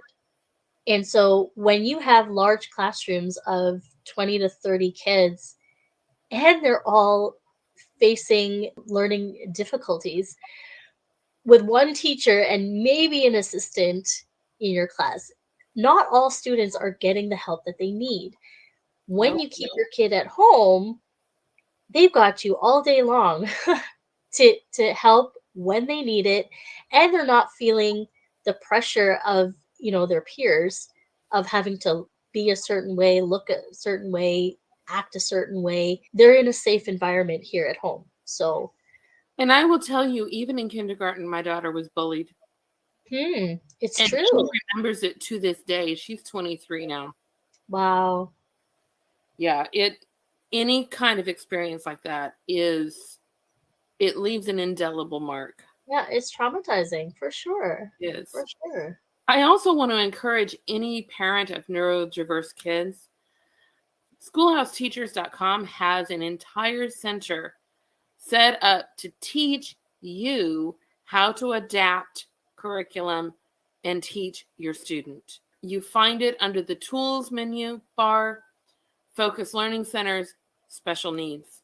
And we have a whole center. If you scroll down this page, there is course after course devoted to the teacher of the special needs student, and a couple of courses like reading remedies that are actually designed for the special needs student so that the parent can do interventions. Mm-hmm. And we'll make sure to get that link to you. So you can definitely check out that section on schoolhouseteachers.com and, get yourself prepared. There's so much good information on there. Absolutely. Even for kids who are ADHD, they're bright, but they can't sit still. We have Kinetic connections is the course to look for. Mm-hmm.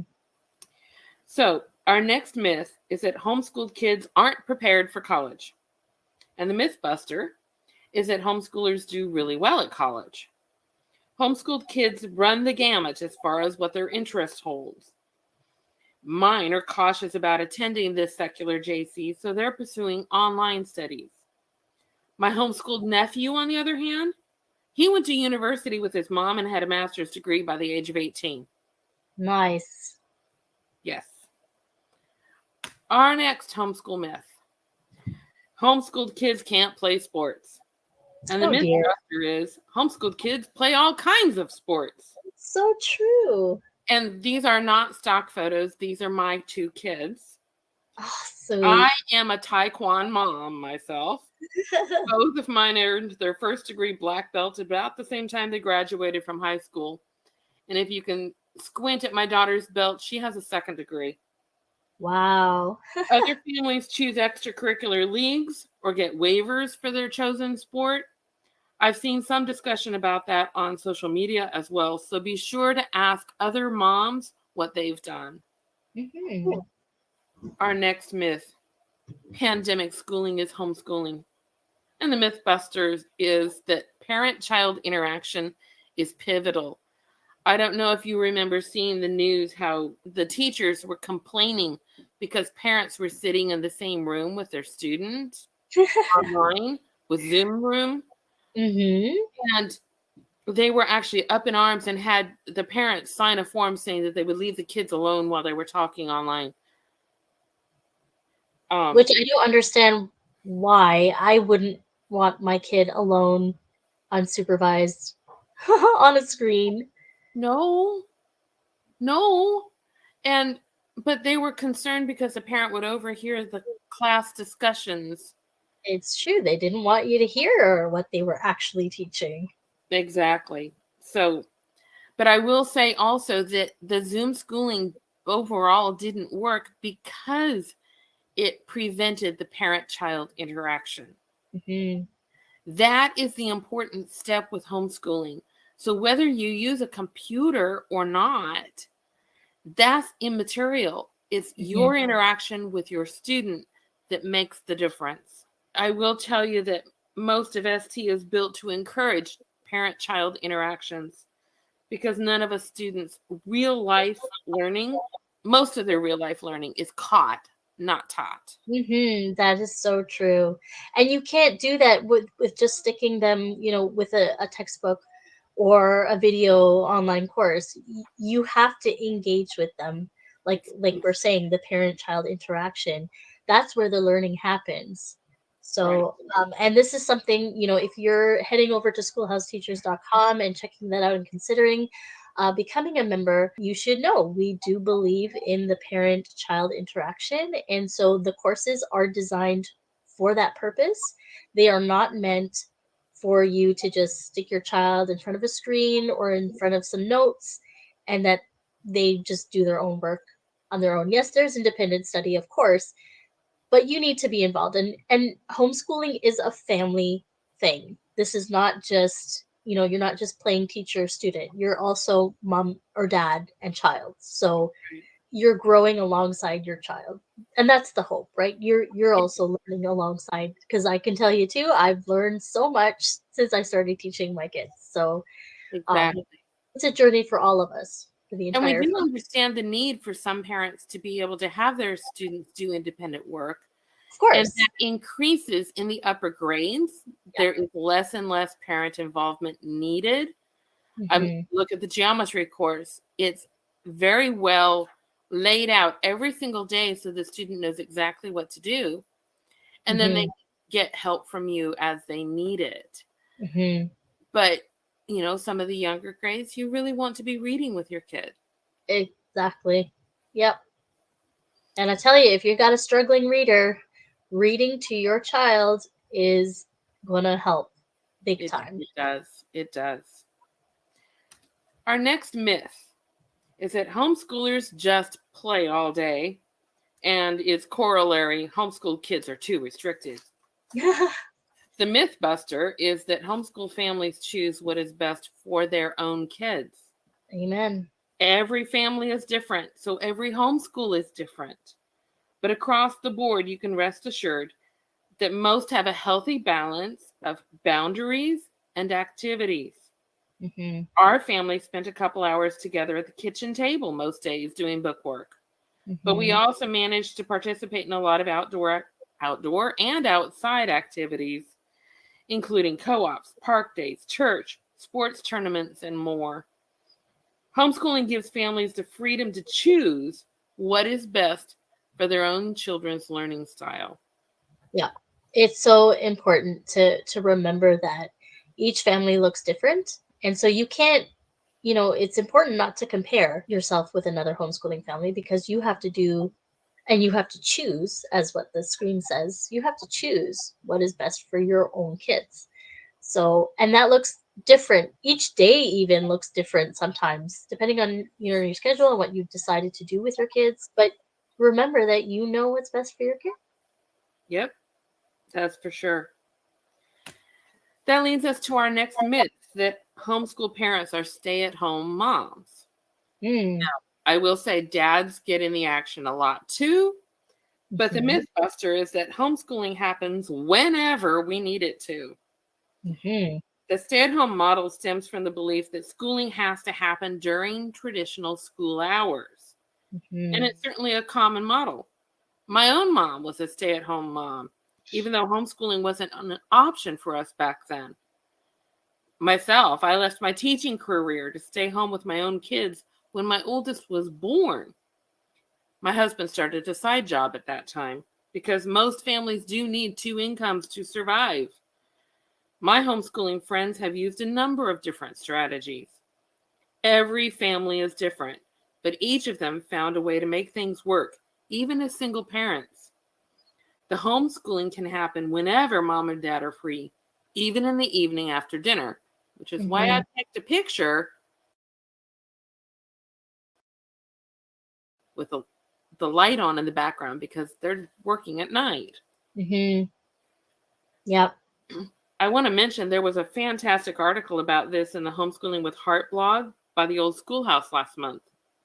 Look for it in the TOS app, tosapps.com. Just type working in the search bar.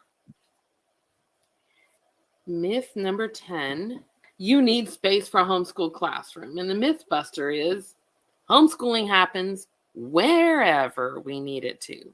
Not just whenever, but wherever. That's true, because I'll tell you, we've moved quite a bit in the last few years, and sometimes to much smaller spaces, but you just use whatever it is. You mentioned, kitchen table. Many families do use the kitchen table. Right now, my kids are using these little portable desks on the couches every day. Sometimes they like to do homeschooling in their beds. They just prop up and get comfy in their bed, especially if it's winter time over here in Canada, and they'll just cover up and do their reading. And homeschooling happens wherever.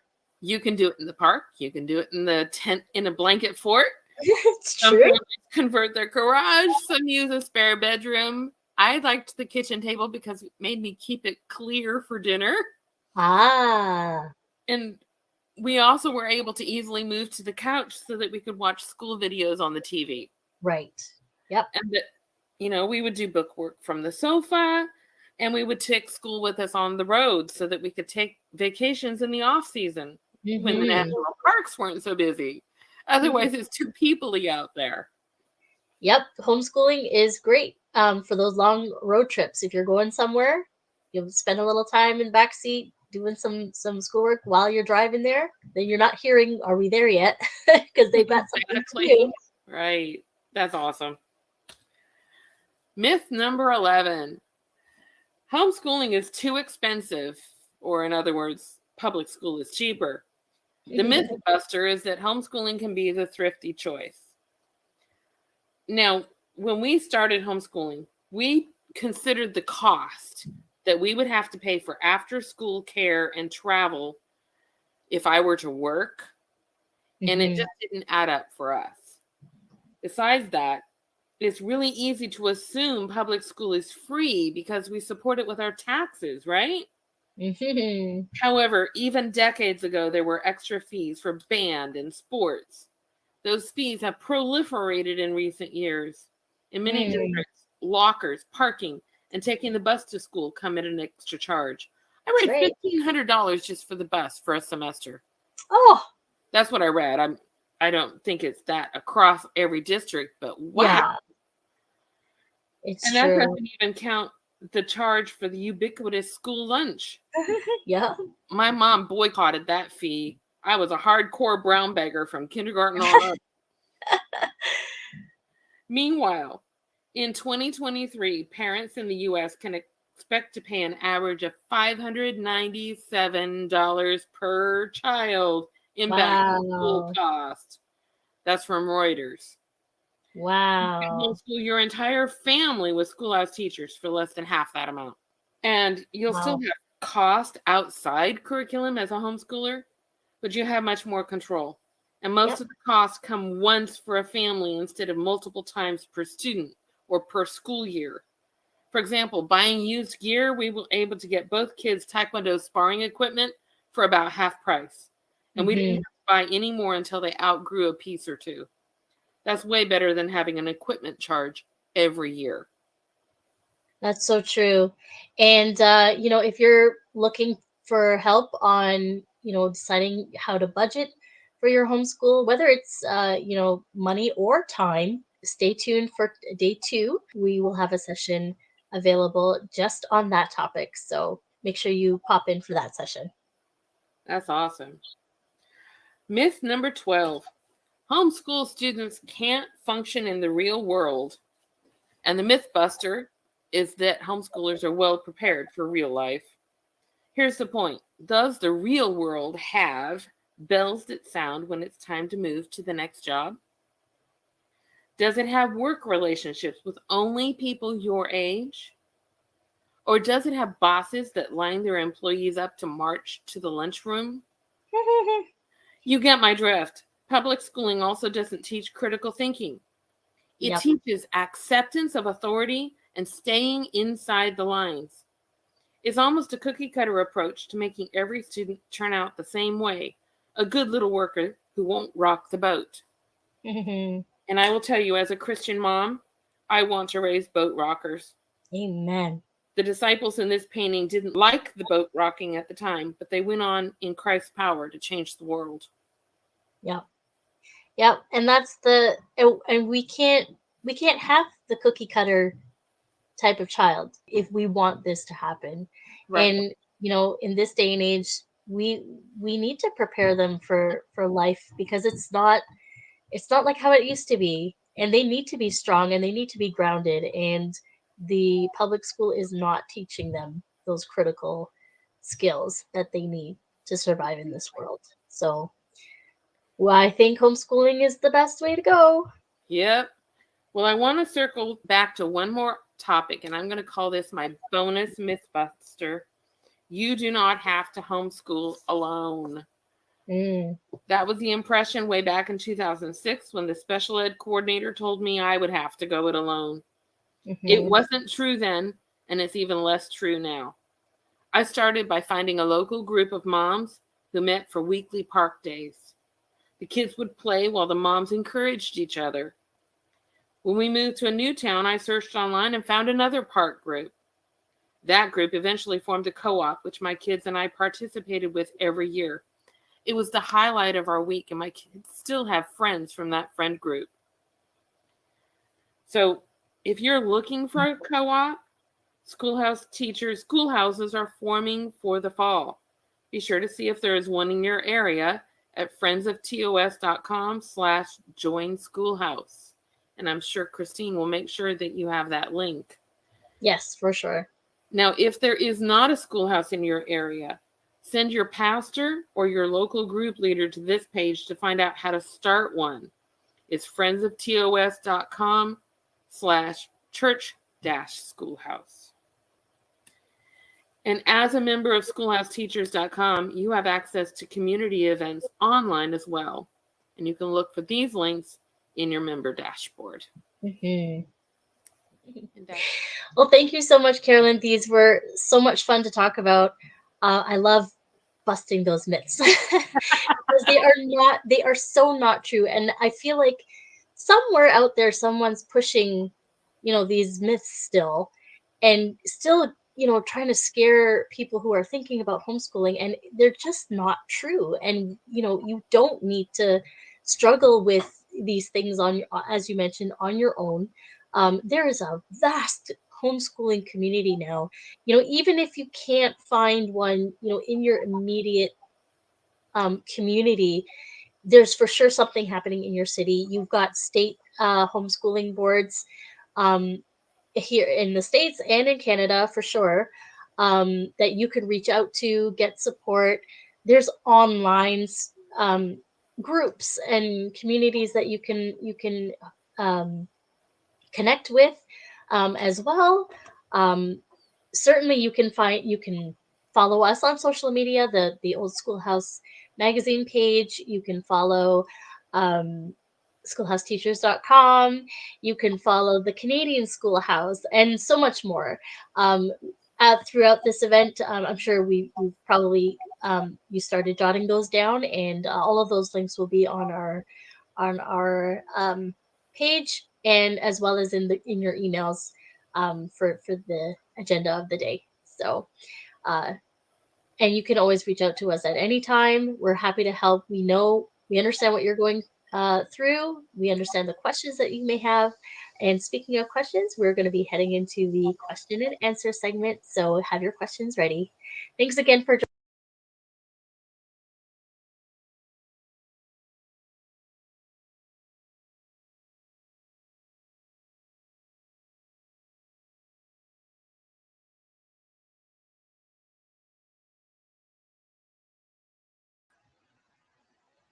Well, we were having a little bit of technical difficulties on the end there, but hopefully you got those last few words in. And I did see a question come in from Kimber. Will you be able to watch this later? Yes, you will. It will be saved on the TOS, which is the one that you're watching, the Old Schoolhouse Magazine YouTube channel. And we are also streaming on the Old Schoolhouse Magazine Facebook page and homeschoolingfinds.com Facebook page. And if you registered, you will have all those links in your email. And I'm going to pop in the link, or maybe Kristen can, for that homeschool blogger page, where you can go and register if you haven't done so already. This way you'll just make sure that you'll get the direct links in your inbox first thing tomorrow morning. And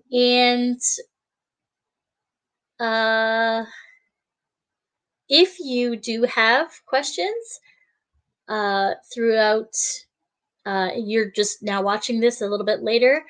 We know that everyone can't be here live, so if you are watching this a little bit later, please add your questions. We will be checking these pages and the comments throughout the day, and so we'd love to hear from you. So thank you, Kristen, for putting that link in there. So if you haven't registered, yeah, go ahead and register, and that way you'll get all the direct links for tomorrow and Thursday right in your inbox.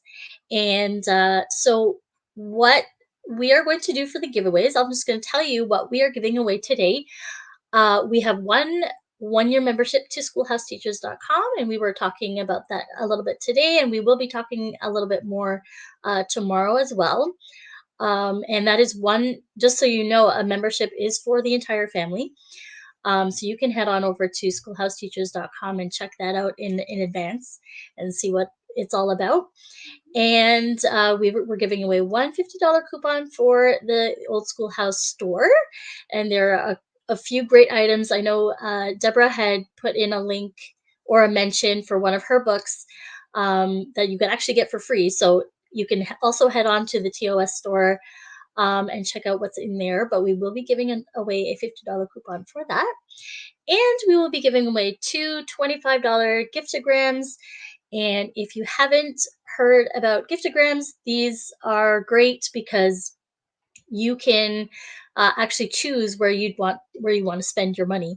So there comes from restaurants, clothing stores, all kinds of opportunities. So we're giving away two $25 gift grants. And so what we're going to do, because we know that some people are still wanting to watch this a little bit later, we're going to give you till 8 p.m. Eastern today to have a chance to watch all of the sessions from today. And be sure to say hi in the comments, whatever platform you're listening on. And again, those are the Old Schoolhouse Magazine YouTube channel, the Facebook page, as well as homeschoolingfinds.com, their Facebook page as well. And so what you're going to do is say hi, tell us where you're watching from, and even now, if you've just finished watching our last session and all of the sessions before, tell us your biggest takeaway today. Tell us what was the most helpful tip or resource that you've heard about today. And again, please let us know any questions throughout the day, and we will contact all the winners after 8 p.m. So I am looking forward to even more great content, and a few of my friends are joining me again tomorrow. So we'll look forward to seeing you then. Have a great day, everyone.